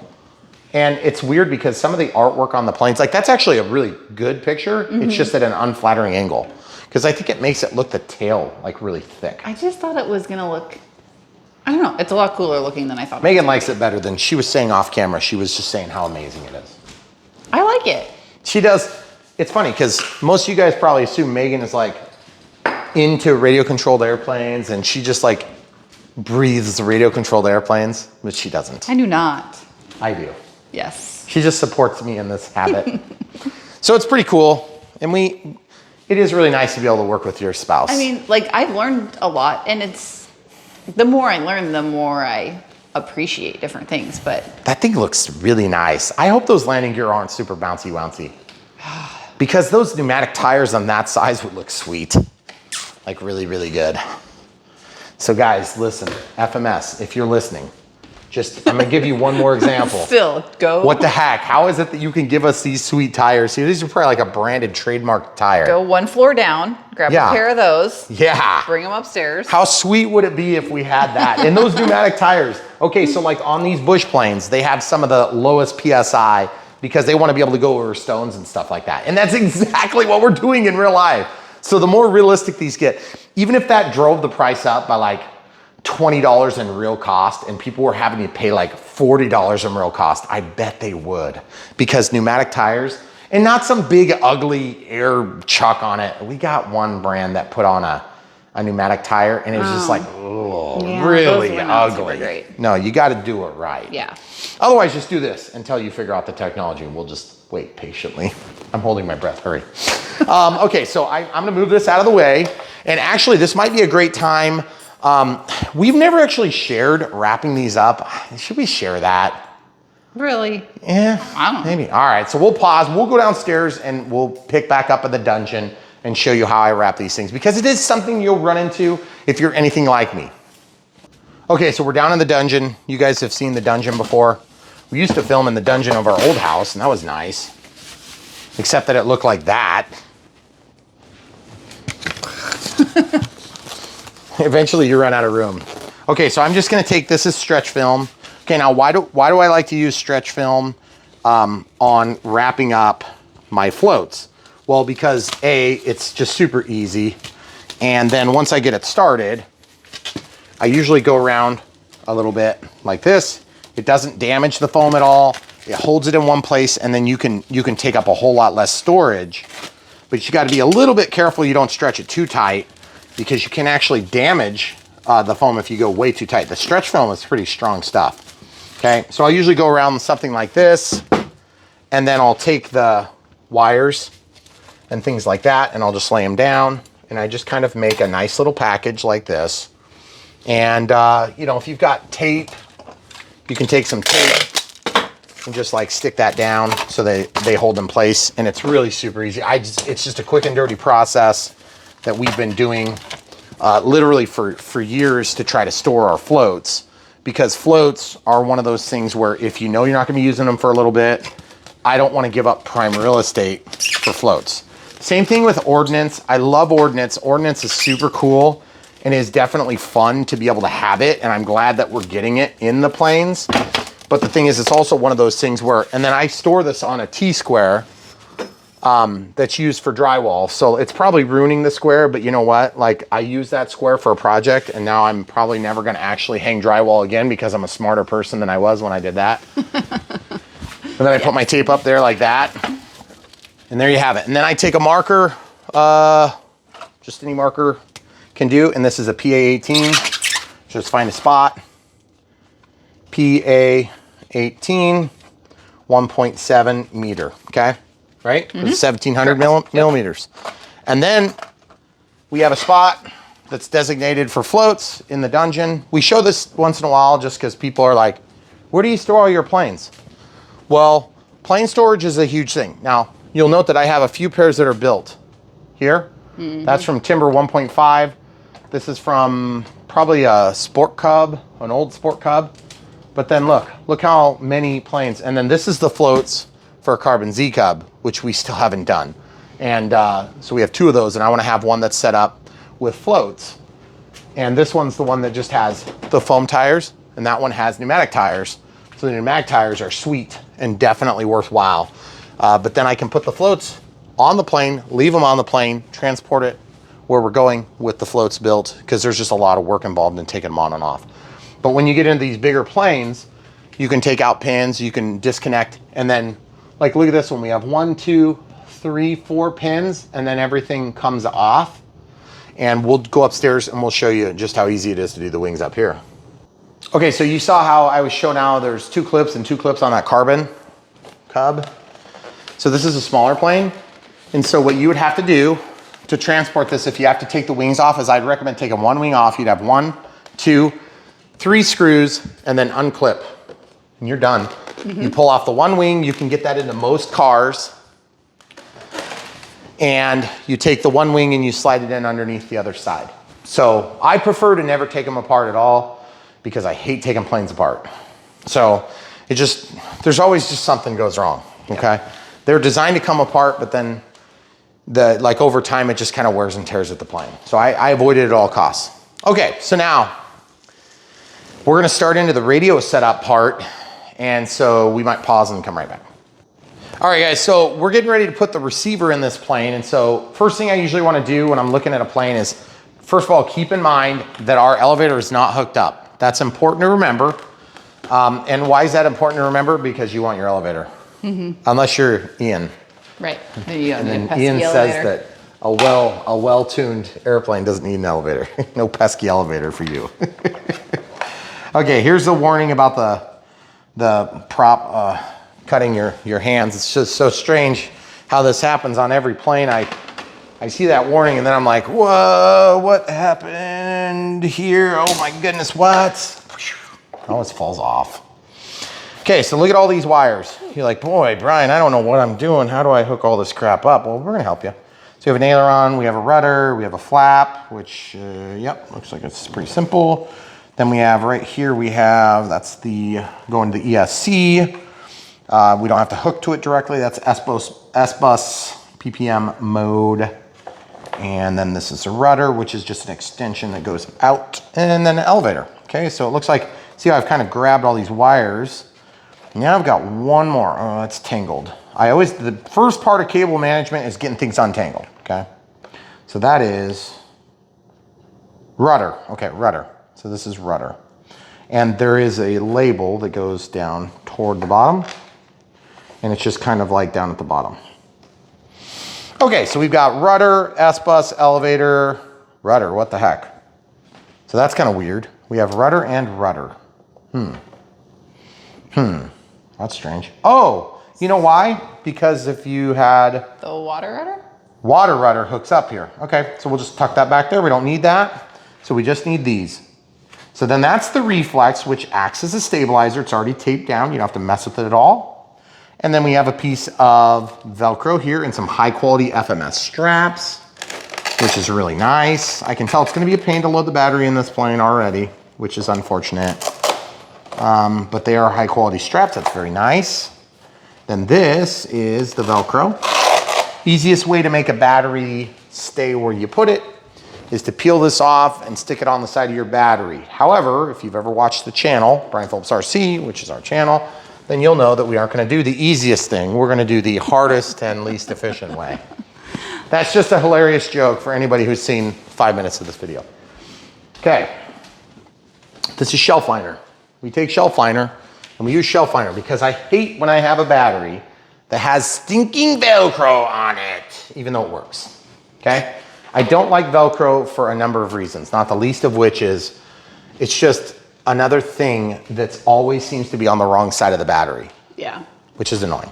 Okay, so I got a piece of shelf liner here, which yes, you can buy like rolls of this that will last you like hundreds and hundreds and hundreds of planes for like 10 bucks. Yeah. Or you can just go in and cut a little piece off of your wife's shelf liner and then I will just look forward to seeing your obituary. Or you can just wait till your wife declutters all the things that don't belong to you. Don't talk about decluttering. That's like a bad word for me. That usually means planes going in the garbage can. It never means that. Okay. Unless they're garbage. And then they still don't go in the garbage can because they're not my things. I was gonna say, garbage planes, that doesn't exist. Everyone who starts to think I throw all your things away She doesn't. and peel off all your protective coverings, I do not do that. She does not do either of those things. No. Oh man, that is extremely sticky. Yeah, I can tell. Lord. Okay, good. So yep, just as simple as that. Now one thing you're probably thinking, are you gonna get residue on there when your battery warms up? Yes, I will. But it's still better than having Velcro on there. And, oh, that totally went in the cat's water. Way to go. Sorry, cats. Good thing they're animals. The cleanest thing in their water. So you see this? Super simple. And then when you get situated, your battery, you can readjust exactly where that goes. Now, to be honest, this is huge. Like, this is way bigger than you need. You could probably cut this down the length or in quarters, and you could just use a little piece of it because then it's easier to position the battery. And then all you need is a little bit of strap pressure to keep your battery engaged on this, and it will not fall or slip. Like, look at this, guys. Here, just to give you an idea. Like that, that's a pretty extreme angle, and it's just chilling, okay? That's how sticky these things are. And yes, you can take them off and rinse them with water too. Except that you probably would never do that. Okay, so I'm just dropping that back in there. And that's all you have to do. That's done now, which is super easy. Now, we have to set up the radio setup is gonna be super easy on this plane. And the reason it's super easy on this plane and other FMS planes is because they're made by good companies that know what they're doing and they make it easy for you. So that means that they have paid somebody else to take care of most of the bells and whistles that you don't have to worry about, especially if you're new to the hobby, okay? Now that being said, there's still some work you have to do, and the work you have to do, in my opinion, is easy and it helps you to understand your plane better, okay? So what's one thing you have to do on this plane that we haven't done would be to mark the CG. We'll come back to that, okay? Somewhere in the manual, it tells you what type of battery to use. The specifications in this plane is like on page 3. Okay, so it talks about the servos. There's 6 17-gram servos. That's the size. Recommended battery is 14.8, 2200 through 2600, 35C. Okay, so this is a 2700. It's a little bit of an unusual size. 2200 for us, on the other hand, is very common. But 50C is a little bit less common. Okay, normally these would be 30C would be like the standard size. I think we'll probably go ahead and defer to 2200 and just see how it performs. And then of course we have our receiver of choice in this case, which would have been an AR620. This is the predecessor 610. I had this from previous times and we're waiting on our 620 to come in the mail. So we'll come back and use that on another plane. Believe me, there'll be another one. Correct? Mm-hmm. Okay, so we know what size battery. We know where the center of gravity is. No, we don't, not from that. I think that's on page 10-ish. It's almost always indicated in these manuals, and if you don't have a CG, then you will have to do some math. So that's 80 to 85 millimeters from the leading edge of the wing. Okay, so we'll go ahead and mark it and support it from the bottom of the wing. when we get to that point. And also, I just wanted to point out, I noticed that there's a bit of dihedral on this wing. So ordinarily, I believe on a Super Cub, you would have a pretty flat wing and be like pretty much straight. Okay, there's not any dihedral that I know of, but it looks like there's 1 or 2 or 3 degrees of dihedral. Now, if you didn't have a stabilizer, that would help you to kind of self-right to a degree. Not like totally, but it'll help a little bit. So that's a good thing for a trainer plane. So we're gonna, in light of a trainer plane or a capability of being a trainer plane, we are continuing to treat this as a trainer plane. So we're gonna go through the radio setup in that light, okay? So we turn on the transmitter, comes up to whatever the Gooski, Go Sky, G-O Sky. I don't even know what it is. I think it's actually Goo Sky, but that's fine. Click, we're gonna go to add new model. Now you'll note I hit this and this together, and I don't wanna create a helicopter, I wanna create an acro. It's called an acro. You could also create a sailplane or a drone or a template or a bind and fly or whatever that is. We're just gonna do an acro today. So in order to create an acro, you click and then you're like, oh, is it broke? Is it broke? Is it broke? Is it broke? Is it broke? Nope, it's not broke. Just wait longer. Just wait longer.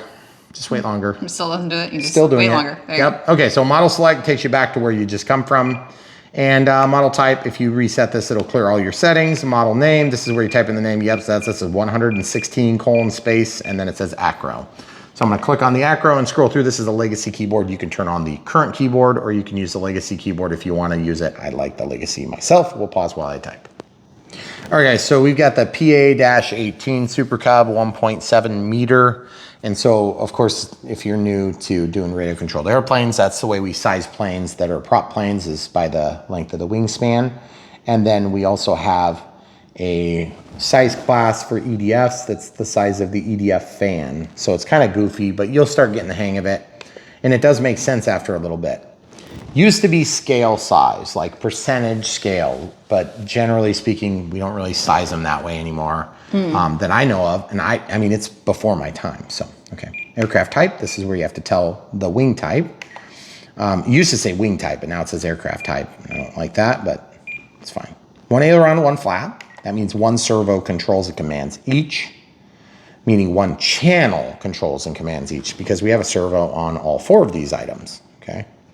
Then we have a normal tail, and then we can change this ugly picture of an acro to a cool picture of what we actually have, which if you had floats, if you don't, floats, don't, that's what we have. Then you have a flight mode set up. This is where you can set up something to, you know, it really, to me, I only use flight modes to command complex changes in radio setup, because you can make the flight mode have separate trims. And in our case, we're just gonna be changing a mode.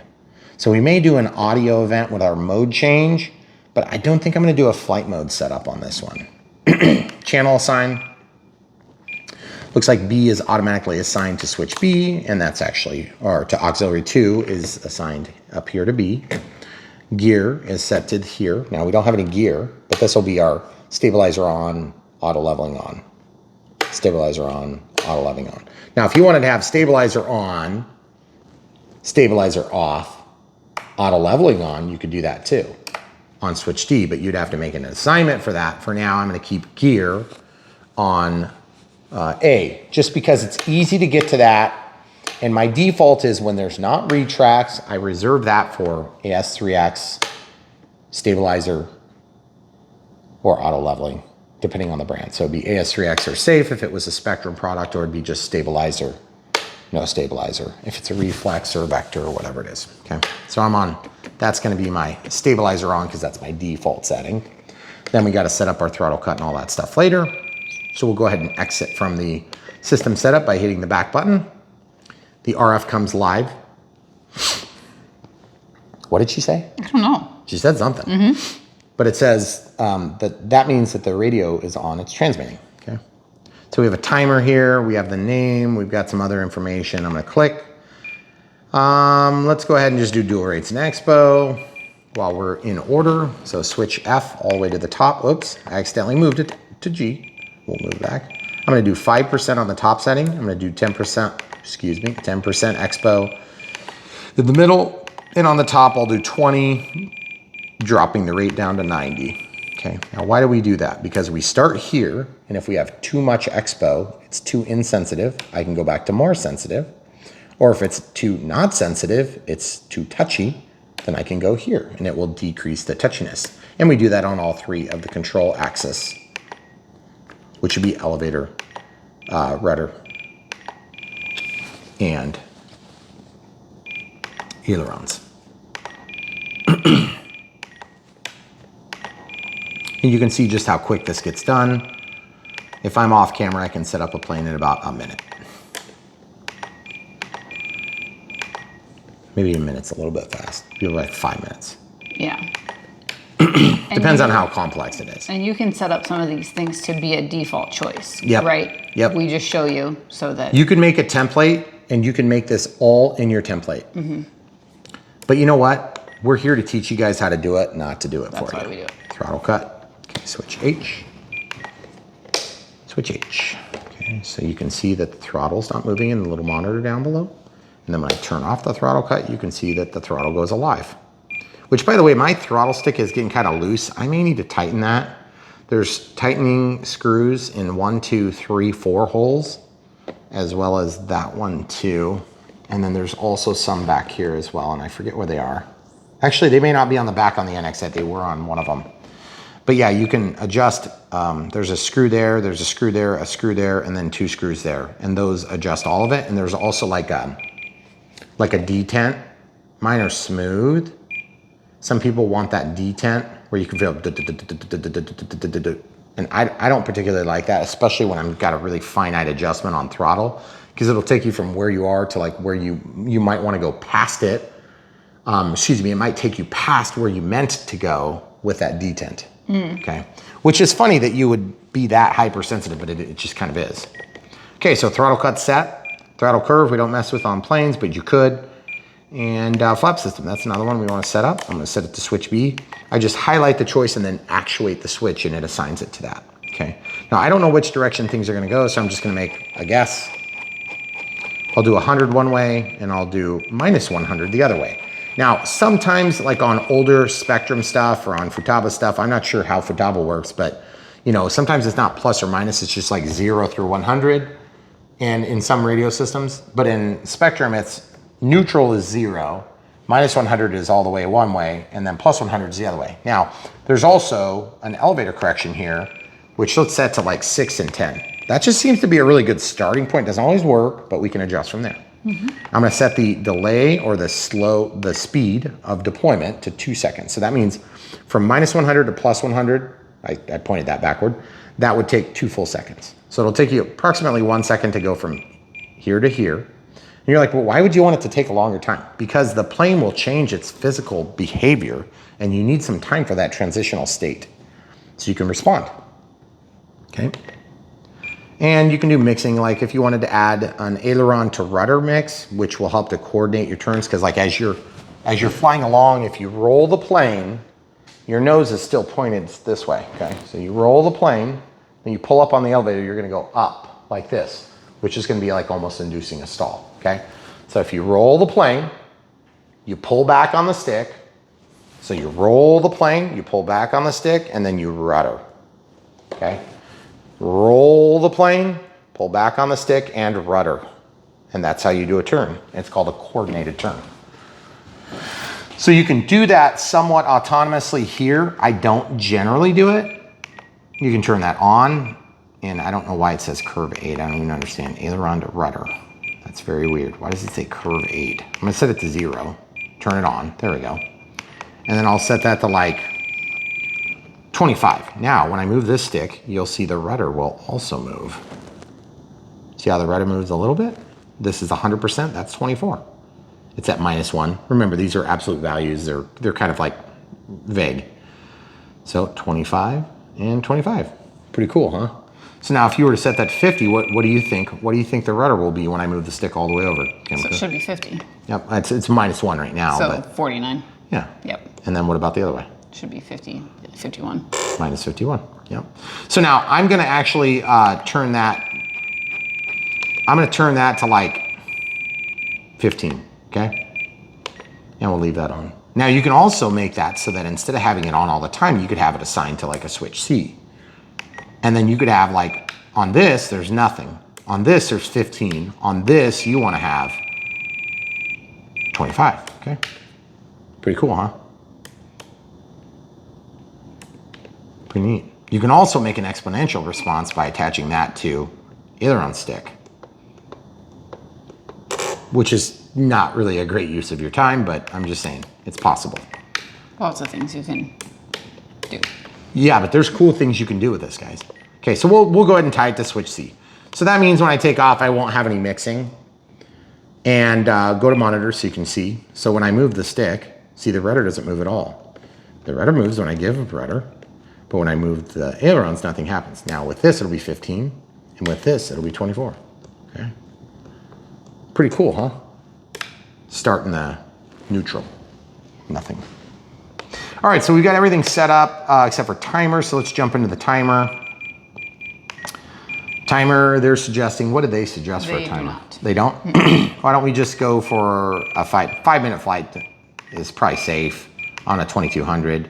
One time out is active. That means that when I go over 25, with or without throttle cut, it's gonna start that. It's gonna count down. I want a 1-minute warning and voice. That's been working pretty good. And 10 seconds, I want voice. And then at expiration, I want tone and vibrate, and then a tone every minute thereafter. Okay, so we can clear the timer. Throttle cuts on. So as I go past the 25% threshold, you can also see the throttle up there. So I'm at 56 there. Starts the timer, and it keeps running.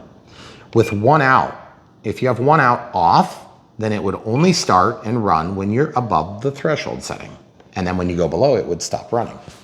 So a lot of heli pilots like to do a little different, or drone pilots, they'll set it so that if you're over a certain percentage, count down, and then when you're not, it shuts off. But to be frank, with an airplane, you're always in the throttle. So I prefer one out, because especially given that you have an AS3X or SAFE or Vector, or in this case a Reflex, your ailerons, your elevator, your rudder are all gonna be working all the time. So you're gonna consume more power to run this plane, aside from the engine or the motor, just in neutral flying. So even if you're gliding around, you're gonna use more power. But it's still a fraction of the power that's being consumed by the motor itself. Okay, all right, so we're ready to rock and roll. We have our radio set up, which is nice. So now we just need to lay our batteries out of the way that aren't gonna be used right now. And we'll try to fly on the 2700 if we have any issues with the 2200, but 2200 for us is a super popular size. So I think we'll probably defer to that. And so we were talking earlier about safety and about prop safety. Now, we haven't talked at all about the Reflex. The Reflex is pretty much comes from the factory setup. If you need to dig in, there's a manual that talks about it more. We haven't ever had to do that. So I'm not even gonna talk about it because there's no reason to. Now, a couple things. We know what channel is for what now. Because if you look, you can go over to monitor by scrolling over one, okay? Now you can see on here, and the new ones are shaped a little bit different, but it's kind of the same principle. I have my bind plug plugged in here. The new ones have a bind button, so you press the button and it binds, super nice. But I'm gonna have to use a bind switch on this. So my signal is here, and my minus is there. So toward our belly would be the dark, and away from us would be the light. In this case, they're all Futaba, or excuse me, they're all JR/Hextronics color code. So it's super easy. So throttle's on channel 1. So channel 1, of course, is the second set of pins over because it says throt. And I want the negative or the brown toward my belly. So I'll plug that in. Now this is not spatially aware. So the transmitter, or excuse me, the receiver can be laid in any position, or it can be mounted nicely depending on what you want. Okay, so that's plugged in. And as you can see, we've got that with the signal going up.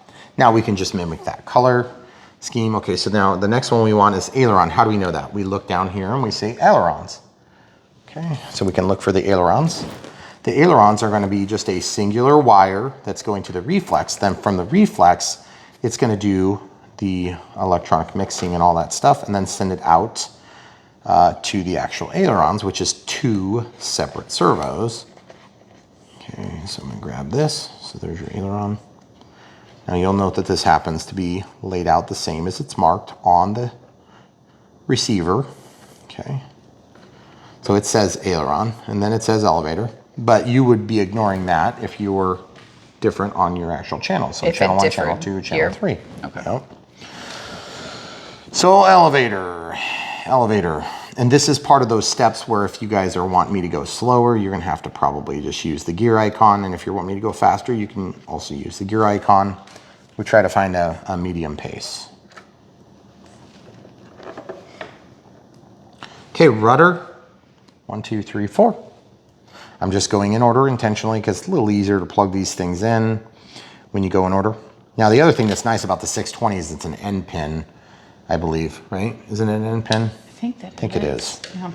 So it's just a little nicer. Now, this doesn't even go through the Reflex, so it's kind of a little bit longer than the other ones. It's flap. And flap is actually past gear. And so I'm going to use gear for this S-Bus PPM mode. So now if you had an S-Bus setup on your receiver, you can actually send one wire into it and you can eliminate all these other wires. S-Bus stands for a serial bus. So the serial communications will actually communicate the position of where all the channels should be within the pulse width modulation output. Okay, flap. Pulse width modulation is just a big word that speaks to the sine wave and the speed or the frequency by which the sine wave is changing. And that pulse width frequency changes, and that's how the servos know what position they need to be putting the output. That's called pulse width modulation. And you were also doing some cable management too, kind of while you were plugging things in, trying to keep everything neat. So now, if you kind of see that loop I just made there, this plane came with 2 zip ties. So I'll probably grab a couple of zip ties. Now, another thing is if you don't have zip ties handy, you know what? Why don't we show this? Because we've used zip ties a million times.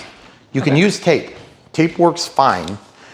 Tape will deteriorate over time more so, but it is nice if you want to kind of keep things nice and neat.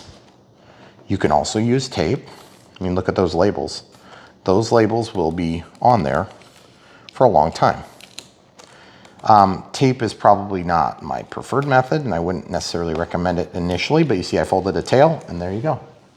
Pretty simple stuff. Now, because this is not an AS3X receiver, and we don't have stabilization on it, it is independent. It's not spatially dependent, but that is spatially dependent now because that's where the receiver is doing stabilization, or that's doing stabilization instead of what we've been doing recently, which is through the AR631, 637, whatever it is. Okay. Remember, you think it's your bind plug. Yep, that's right. Good point, camera crew, good catch. Okay, so throttle cuts on. Now I want to talk about the position of this plane. I want to talk about the danger of doing this with the prop on. Now you can take the prop off. It just takes a few seconds, whatever that means. We've heard a lot of people tell us, you know, you don't want to get cut, and I believe it. Okay, I'm going to make sure the transmitter is in a spot where I'm not going to bump it. I'm going to make sure the throttle stick, this stick is down on mode 2. This is a mode 2 setup. Depending on what your transmitter is, you may have a mode 1, so just be careful. Throttle cuts on, and then I'm going to go to monitor again, and I'm going to just move the throttle stick. It is not moving, so that means it's locked. Okay. Now that doesn't mean that the motor is not going to spin, but it means it shouldn't go to full throttle. So if you study this plane and you think about how big the prop is, where can I stand, where can I be, that if the prop were to unexpectedly start, I could get away without getting cut. And remember, if that thing starts, you're going to want to lunge away from it. And what's going to happen when you lunge away from it? The plane's going to go forward. Unless it's spinning backward, then it's going to go backward. So we've got a couple of different outs here. I'm going to brace the wheel with my left hand. I'm going to make sure that I'm either all the way down so that if it tries to start, it's going to basically overwhelm the circuit and probably burn the C. But you can see it's going to be kind of challenging to get in there. So I'm just going to like lay the battery up here. Okay. Now, most modern transmitters and receivers are going to have a fail-safe of no output on throttle until such a time as being bound. Okay. So I'm going to be back here, and I'm just going to do this in a safe way. I can see that I'm totally clear of my hand, and I also have access to the wing. It's touching my chest, and I've got lots of different ways to be safe. Now, the safest way is to take the prop off. Where did the bind plug go, though? That's the only thing I'm not sure about. So I swear like it was right here. Oh, it's right. Oh, I see it. See it? Yes, this pattern on our island makes that hard. Okay, so now the easy thing about a bind plug is you just put the bind plug in, and that shorts the signal to ground on this particular port. And there it is. Okay, so I've got that plugged in. So that shorts the signal to ground, not the signal to power, the signal to ground. Okay, so there's 3 pins, signal to ground, not signal to power, and certainly not power to ground, because that'd be a dead short. You would burn up your SC. You don't have to build the bind plugs, but if you ever see a bind plug that's not a bind plug, or you think it might be something else, don't use it. They're almost always labeled. This one just happens to not be labeled. Okay, so I'm positioned physically so that I'm not gonna get cut if something goes horribly wrong. And it won't go horribly wrong because I know it's not gonna go horribly wrong because I've never been cut and I've taken all the precautions necessary. And if this thing starts up, guess what I'm gonna do? Wait for the battery to die. Yep. That would suck. Also never had to do that. Okay, you see where my arm is? You see where the battery is? You need to be just aware of it. This is an XT60. This is an IC3. They are not compatible, but they do work together. Okay. Okay, so I'm gonna let that energize. Obviously the throttle's not on, so I'm gonna get myself in a different spot where I can still control the plane so that you guys can see what's going on. Now I'm gonna click, I'm gonna scroll down to bind, and I'm gonna say yes. Bind. Okay, so then that would say telemetry. Okay, first thing I'm gonna do, wait for the dances, let everything function. Now, I'm gonna check my throttle with the throttle cut on, nothing moves. I'm gonna shut off the throttle cut and see if it starts. Nothing starts. Then I'm gonna move the throttle up. Yep, everything's working, throttle cut's on and tested. Now I can walk around with some level of impunity because I can now trust the equipment. It's been vetted. I'm gonna pull out the bind plug right now. I'm gonna still treat that thing like it's a loaded gun, except it's not. Okay, now at this point, we can go ahead and position this inside because we don't need to access it. There's not a bind button to worry about, any of that stuff. So we should just be able to kind of throw it back in there in a pseudo-controlled way. And it might be nice to mount it to the side with like some Velcro or something of the sort. Okay, so now that's in there. We've got good safety margins. Remember, everything in life is a bit of a risk, but you don't have to risk your safety with a prop if you choose not to. It's not necessary to leave the prop installed. But if you're new to the hobby, err on the safe side, do it without the prop. And once you've established some good safety principles, and you feel like you can do it in a safe way. Because remember, you're gonna be loading a battery in this plane at some point. Okay, you're not gonna take the prop off every time you switch batteries. I'm sorry, you're not. So, that being said, the next move we have to do is put the battery in. You're like, Brian, you're really kind of taking this on a piecemeal, like really, really small pieces. That's right. Because the first time around, you have to figure out a lot of answers. Like for instance, you see that shelf liner? I have one strap loosely attached. Look. Won't go. That's our connection back there. Okay, so now that that's loosely strapped, we know that's definitely gonna work, okay? Now, we don't know if that's the right position, but we're gonna assume it is until we have a chance to test it. That's our timer just went off. We're not super concerned about that though. We'll Velcro this down. All right, so now we can go ahead and grab the plug. And we can either plug it in or we can grab the plug. And I'm gonna simulate plugging it in by plugging the plus to the plus or the minus to the minus. Plus to plus would be easier, okay? And then I'm gonna plug that in just like it was, except it's not. And then I'm gonna check the CG. So the CG, the center of gravity, is a marking that is generally done by you on the bottom of the wing in this case, because it's got those low, got the low hanging tires. If you had retracts that were up, sometimes jets need to be put upside down. I wonder though, do you see these two? Yes, I do. I do. 80 to 85 millimeters. If we measure and that's where it is, then we don't have to worry. So calipers, in millimeters, 80 to 85 millimeters. I do not think that's where it is. It's close, but oh boy, look at that. There's 80. I think it is. I think it is too, maybe now. That would be awesome. That would be really nice. It's kind of, okay, so let's just say that that's it. Because to be honest with you, I don't want to mark it for no reason. That's basically where the CG is. So it's on the front half of those circles, okay? And the front half of the circles means that when you're reaching in to check the CG, you're not gonna necessarily have anything there, but you can tell close enough. And also, look how perfect that is, guys. It's pretty much absolutely perfect. Now, if you want it, if it's real nose heavy, it's gonna keep tipping until it falls. If it's real tail heavy, it's gonna tip back. Like this would be what tail heavy looks like, okay? This would be like way nose heavy, like it's falling into my thumb, okay? So we're fine there. All right, so getting back to the point, throttle cuts on, all the switches are in the safe spot, throttle's down, pressing the button, lifting the canopy. I'm gonna do one other thing too. This is something that you might wanna consider doing as well. It's not something you have to do, but it's certainly something that I recommend on many of my planes. When I have my hands full of the transmitter under control and I'll be going to hit this button, I wanna have a release connection point here. In this case, now remember, this paint will come off if you try to take this off, so get it right the first time. And then also, I'm gonna show you one other trick. When you use scissors to do this, see if you cut your tape, it's very hard to see on camera, but you can see there's little ridges, okay? That's because when you cut it, on one of these cutters, you get those little ridges, okay? I always like to use scissors to clean up that edge, okay? And then I stick it to my finger.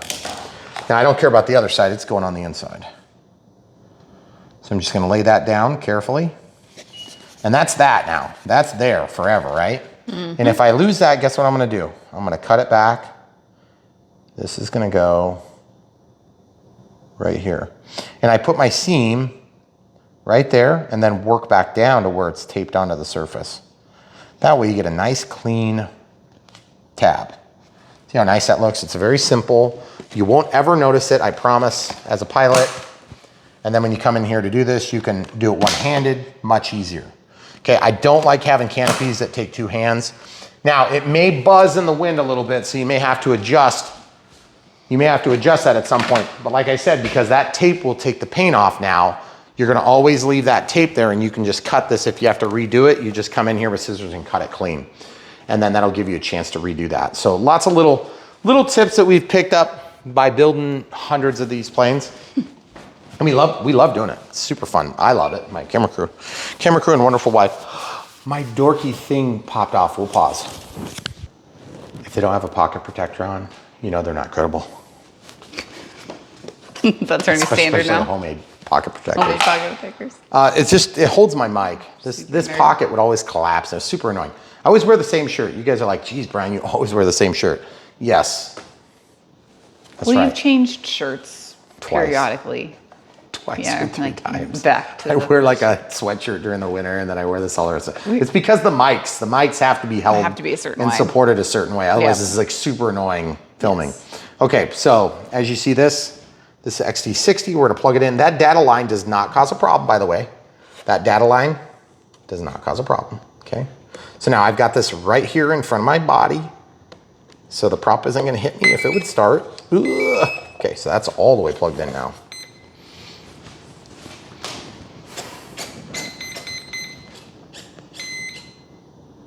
Okay, so it's started up. The throttle hasn't started. That's always a good sign. Now we can flip the plane around and start doing control surface tests. And by the way, these lights are awesome. Bright. They're very bright and they're not that stupid purpley fakey looking. Yeah. They look like a real landing light. And look at that really sweet bright. red light. And then of course the sweet red and green That nav little lights. bubbly plastic. It's cool. Makes those lights really nice. It makes it look really nice. Yeah. And then also the other thing that's really nice about that is look how omnidirectional they are. You can see that green light from down here. Which is super nice. Yeah. So by the way, red is right returning. Okay? Mm-hmm. Red is right returning. So red is right returning. Okay? That's the trick of the day. And then there's a bunch of other like really cool ways to remember that, and I don't know them all. Okay, so there's your barn door flaps down. We obviously have that set up wrong because I would normally be flying like this and then I would pull the flaps down when I'm ready. So I need to reverse that. I already know it. So I'll go ahead and click in to servo setup, go to travel, switch to reverse, and then I'll go to flap. Okay, so now take off, landing. And then also, let's check the other surfaces. That's correct. That's incorrect. So we'll go to aileron, we'll flip it. Aileron, aileron, Elevator is not hooked up when we know it. And the flaps are no longer deployed. Okay. So now what we need to do is with throttle cut on, we'll test quick. Now, because we have the flaps totally retracted into the normal flying mode, we'll go into, see, we're in that position versus this or this. That has an elevator correction, so you need to make sure you're in your non-corrected position. Throttle cuts on. Now we can just lift this, put it on its nose, and then we'll take a look at the ball joint. So the ball joint has to be attached. As you can see, that's way off because this elevator is pretty dang close. You can kind of look at that seam on the foam, and if it were down or up. And by the way, I'm just gonna work this. I'm just gonna actuate this about 30 or 40 times. It is a pinch hinge, but it's thick. I don't see any reinforcements, just a pinch hinge, okay? So some of the modern planes that we're getting have a hinge that's embedded in the foam, and then they pinch it, and so the body of the foam becomes the thickness of that. It's called a pinch hinge. Sometimes they're really thin, sometimes they're not. And it just depends on how much material you have on here to actually pinch it, okay? If that breaks, you can tape it, it's not a big deal. And it only breaks when you crash. I've never had one break off in flight, but I'm sure somebody has in the comments. Leave it below if you want to share. Okay, so here we go. So I want that here, and I want that to line up with it. So that means I need to brace this somehow. So why don't we use a pair of needle nose pliers to make our lives easy. You could do it with your fingers if you have a death grip like me, but the thing is, like, you know, it's not gonna make your life easier, so I wouldn't recommend it. Okay. This is a tight spot, that's why I'm doing this. Oh, it spins easy. There's 1 half, 2 halves, 3 halves, 4 halves, 5 halves, 6 halves, 7 halves, 8 halves, so 4 full turns. Okay, still not there. 9 halves, 10 halves, 11 halves, 12, 13, 14 halves. Why do you count by halves? 15 halves, look at that. Because there's a half turn to get back into the position where it could go over that ball joint. So I count in half turn increments, okay? That is not quite there. I think I need to go 1 more half. Okay, and 1 more half, and I can feel that threaded shaft inside of there is getting close to the end because it's getting harder to turn, okay? Also, I want that to be square, so show them from this end. I want that to be square when I'm done and not like at some weird angle like that, okay? Because that will cause friction. Unnecessary friction. Okay. Now I'm going to take it, I'm going to push this on and see if we adjust our position. I think we're good. That's about where it needs to be. So now if you only have needle nose pliers, you can snap this on, okay? And it will go. But I'm going to show you what it's like if you use one of the ball joint tools, ball link tools. The ball link tool has this little key position that hangs on to like the screw, and then this allows you to snap it on like that, and then you can also put it on and then snap them off, which is nice. I think it's more helpful for taking them off than it is for putting them on, but they technically work for both. So you can either go around the ball itself or you can go around the back, and it just depends on the size of the ball. So in this case, I'm going to go around the back. Okay. And I'm doing it backward. Whoops. I've only used these tools like 3 or 4 times. Like I literally hardly ever use them. But see how nice it works when you do it right? So, and you run the risk of damaging the ball if you use needle nose pliers, but I've never damaged my balls.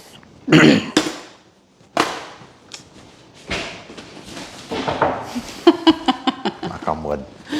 Okay, so here we go. Rudder. I'm just looking from a distance. It looks like it's pretty straight. Elevator up, elevator down, roll left, roll right. Okay, so I'm doing this all from a place where you can see, so that you can see also. I'll just do it with the plane down. What the heck happened? Oh crap, we're in auto leveling. We're in auto leveling. Son of a gun. Man, I didn't. A long time. Okay, so what does that mean? The plane is trying to automatically level itself. We just did that at a weird angle. Yep. So that means it's gonna be totally wrong when we take it out of auto leveling. I didn't realize we were in auto leveling. I apologize. I should have checked. This is gonna be one way, is gonna be auto leveling. The other way is gonna be not auto leveling. And look what happened to the elevator. See how it's pointed down? I was like, it felt like we were moving it a lot. My apologies, folks. We should have checked on that and we didn't, okay? So I'm gonna come out of this. Our flaps are in the correct position. I'm gonna go into the servo setup. I want auto leveling back here, not here. Now, here's how you can tell if you're in auto leveling. Look at the ailerons. It's gonna be the most distinct and obvious way. Flip the plane on its belly. Ooh, maybe we're not. Yep, auto leveling. It's trying to find the quickest route to level. Okay. See, watch them level out. As you get it back to the level condition, then it stops.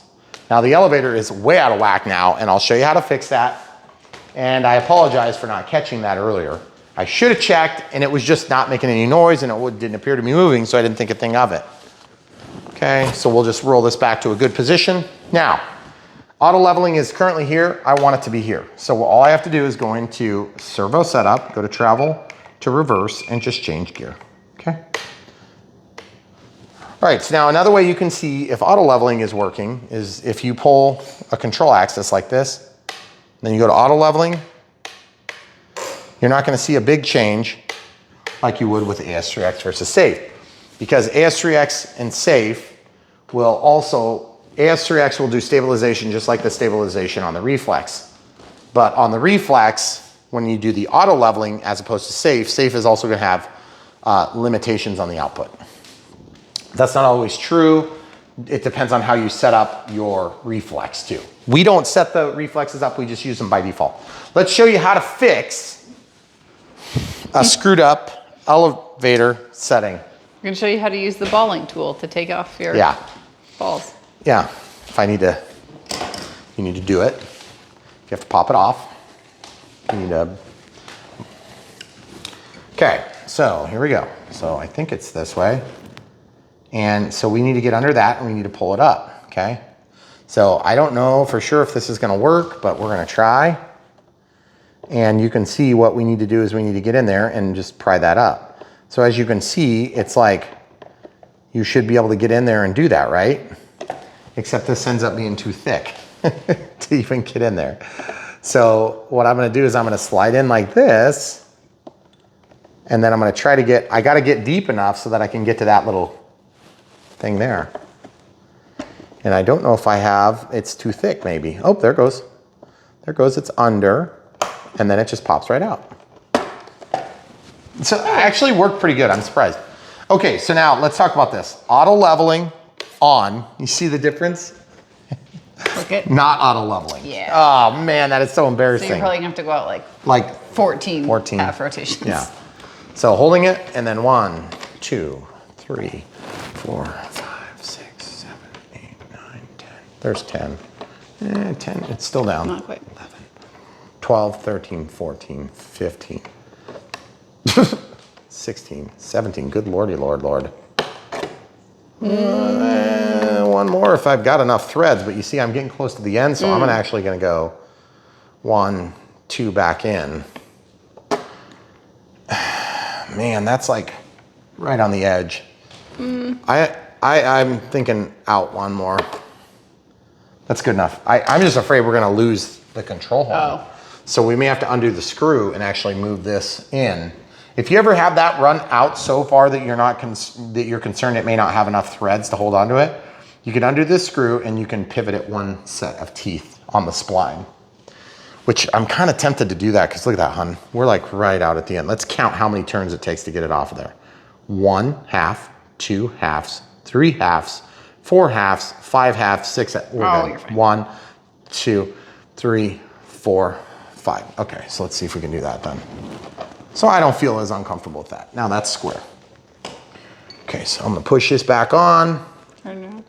Oh, yeah, I suppose. There we go.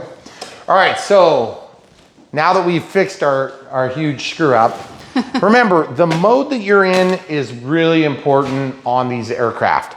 If you don't understand what I mean by that, there's auto leveling and then there's stabilization. Stabilization is going to help you to resist environmental impact like wind. Auto leveling, when you let go of the sticks, the airplane is gonna right itself instead of like continuing on whatever path toward the ground in a big fireball would look like. Okay, y'all left, y'all right, roll left, roll right, elevator up, elevator down. Takeoff flaps, landing flaps. Okay, so let's talk about the takeoff flaps for a minute. I want to make one minor adjustment here. So I'm going to go right up close to the edge there. So takeoff flaps, landing flaps. Okay, so let's click and go into servo setup, and let's go to travel, and let's scroll down to the flaps. See how that white box moves from one position to the other? Whatever position you're in, you can adjust that further or less far. I'm going to go further because I really want barn doors. So 150, I'll back it off to like 145, okay? And then up here in the parked position, they need to go up a little bit more. So I'm gonna make that, instead of 100, it'll be like 110 or something. See how it's lining up? See how it's lining up with the ailerons now? At about 125, it seems to be about perfect, okay? So then there's our takeoff and our landing. Okay, now I'm gonna go into my flap system. Where is the flap system? There it is. See how this is 0? I want less flap deployment for my takeoff flaps. I want to go to like 25, okay? So it just changes the shape a little bit less. And then for landing, I really want to produce a lot of drag, and I want to change the angle of attack more, or be able to change the angle of attack so I can come in at a steep angle and then land, okay? So it's 100, 25, and then minus 100. Now, if you didn't want to flip the direction of the flap servo, you could do minus 100, minus 25, and then plus 100. So it doesn't really matter which way. And by the way, the correction of the elevator, okay, I want to show you something. If you look at this very close, takeoff flaps, it goes down just a little bit, and then landing flaps, it goes down just a little bit further. Very hard to see. I'm going to actuate it quick so it's easier to see. Okay. See how it jumps? Just a little bit. Hardly any, okay? Now the reason that you do that is because when you deploy the inboard flaps, your plane is gonna almost always tend to balloon, okay? So to help resist the ballooning, we have an elevator come in, and what that does is that slows the plane down. So it's really nice to have that. And then that 2-second deployment, sometimes if you have a bigger plane, you wanna go a little bit longer because it just takes a little longer for everything to get back in tune. So love the way that this plane went together. It is definitely ready to rock and roll. I'm super excited to see it fly. I feel like all the settings we have are going to be very obvious and very easy. The center of gravity is perfect with the 2200 4S from what we could tell. Just love the way the plane looks, love the lights. The build was super easy. If you want a plane that has floats as an option, make sure you're buying the right one. We'll definitely link to this down below in the we'll link to the transmitter and to the radio that we'll recommend you use, which is going to be the big brother of this one, because the 610 is no longer available, but the 620 is available right now. And generally they're in stock. We just happen to have one on the way right now in the mail. So this thing is an awesome plane. Super excited to bring it to you from FMS. As you can tell, we haven't flown it yet, because we do our unbox, build, and radio setup, and then we get those videos uploading because 4K content takes forever to upload. We are on satellite internet, being rural where we live, and we don't have any other option, so it's as fast as we can do it. But then when we film our maiden flights, then we put those out like 1 minute after the unbox. So if you're not into watching the unbox, we get it. You know, it's not for everybody. But the thing is, we want to bring as much of those steps to the new people that really need the help. And so that's a big part of the reason why we do this. So hopefully, if you guys are new pilots and you're into this plane and you think it might be right for you, please do leave that comment in the video description below, and we will help, you'll help us to understand kind of what you guys are looking for. Also, the NX8 versus the NX6 in this application. You could definitely do this on an NX6, but I don't recommend it, and here's why. Because the difference in price between an NX6 and an NX8, which by the way, it's only one full channel and then one partial channel. On the NX6, you actually have a 7th channel, but it's a partial channel. It's supposed to be like an on-off channel, not a full range channel. Now, I've used it for more than just on-off, but I don't know. I'm not sure what to think on that. The good news is the NX8 is going to get you more years of service because you're not going to run out of channels as frequently. We have only run out of channels on like 2 or 3 planes the whole time we've been using the NX8. Yep. We would have been running out of channels all the time on the NX6. And it's only when you deviate even from kind of a standard setup on those planes that we've run out of. Oh, by the way, we've never talked about this on the channel because I haven't had to do it yet. Oh. If you ever have one of these little things come loose, I just noticed on my throttle cut, which is a big safety issue, these things, these collars can sometimes come loose. And you see how it came loose? It just vibrated over time, just from, you know, working around. I usually just tighten them like that with a fingernail. And it's no big deal, but then always double check that the key is working and everything is correct. There's a special tool you can buy that looks like a screwdriver that's split, and you can go in and tighten those. I've never bought one, even though I've worked on these quite a bit. And incidentally, on my last transmitter, I dropped it and broke the A switch, used a sacrificial lamb from another transmitter and fixed it. But of course, I probably should have just got one from Spectrum. Love the NX8. It's been a great utility. Also, there are 2 hard drives. We have an SD card here that's like a 1 gigabyte. And you could store like 1 million planes on it. Well, maybe not 1 million, but you could store like hundreds and hundreds of planes. And if you take this open, there's another one on the board. So if you ever have to send it in for repair, which by the way, the repair might be on that chip, so think twice about pulling it out if they don't ask you to. But if you're concerned about losing something, there are 2 onboard memory cards on these things. One's a micro SD card, and then one is the accessible micro SD card. So been super, super happy with this. All the colors that you can do on here are really helpful. We don't ever have a problem seeing this in the light. We do sometimes have problems with exposure when we're filming in bright light, but we can humanly see it in person, no problem. Yeah. And then this plane, okay, what do we know about it? Went together really good. It's got all the features you need as a beginner. It's got all the features you'd want as an advanced pilot.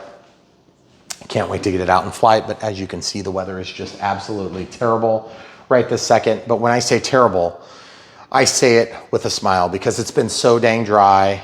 And we've gotten rain like what, 4 times in the last 2 months. Maybe. So not complaining about the rain. Nope. We're very happy for the rain, but it would be nice to be able to go out and fly this beauty. In fact, we may fly it between rainstorms because I'm kind of excited to get it out. It's so windy. Oh yeah, I guess it is. That windsock has huge rips down it, and look at it. It does, and it's still kind of going Still like kind of blowing like crazy. And when they're heavy and wet like that, Yeah. they usually don't move as easy. So, all right, guys, hopefully we've answered all the questions you had and even a little bit more beyond that. If you want to get to know how to be a better pilot, or if you're just interested in the latest and greatest planes that are being released, we can help you with that too. And just remember the core missions we have here on Brian Phillips RC. That is to obviously perpetuate the RC hobby, to grow the hobby. We want to reduce the cost and expense and get better technology, better bang for the buck, better value for all of you guys as well as us.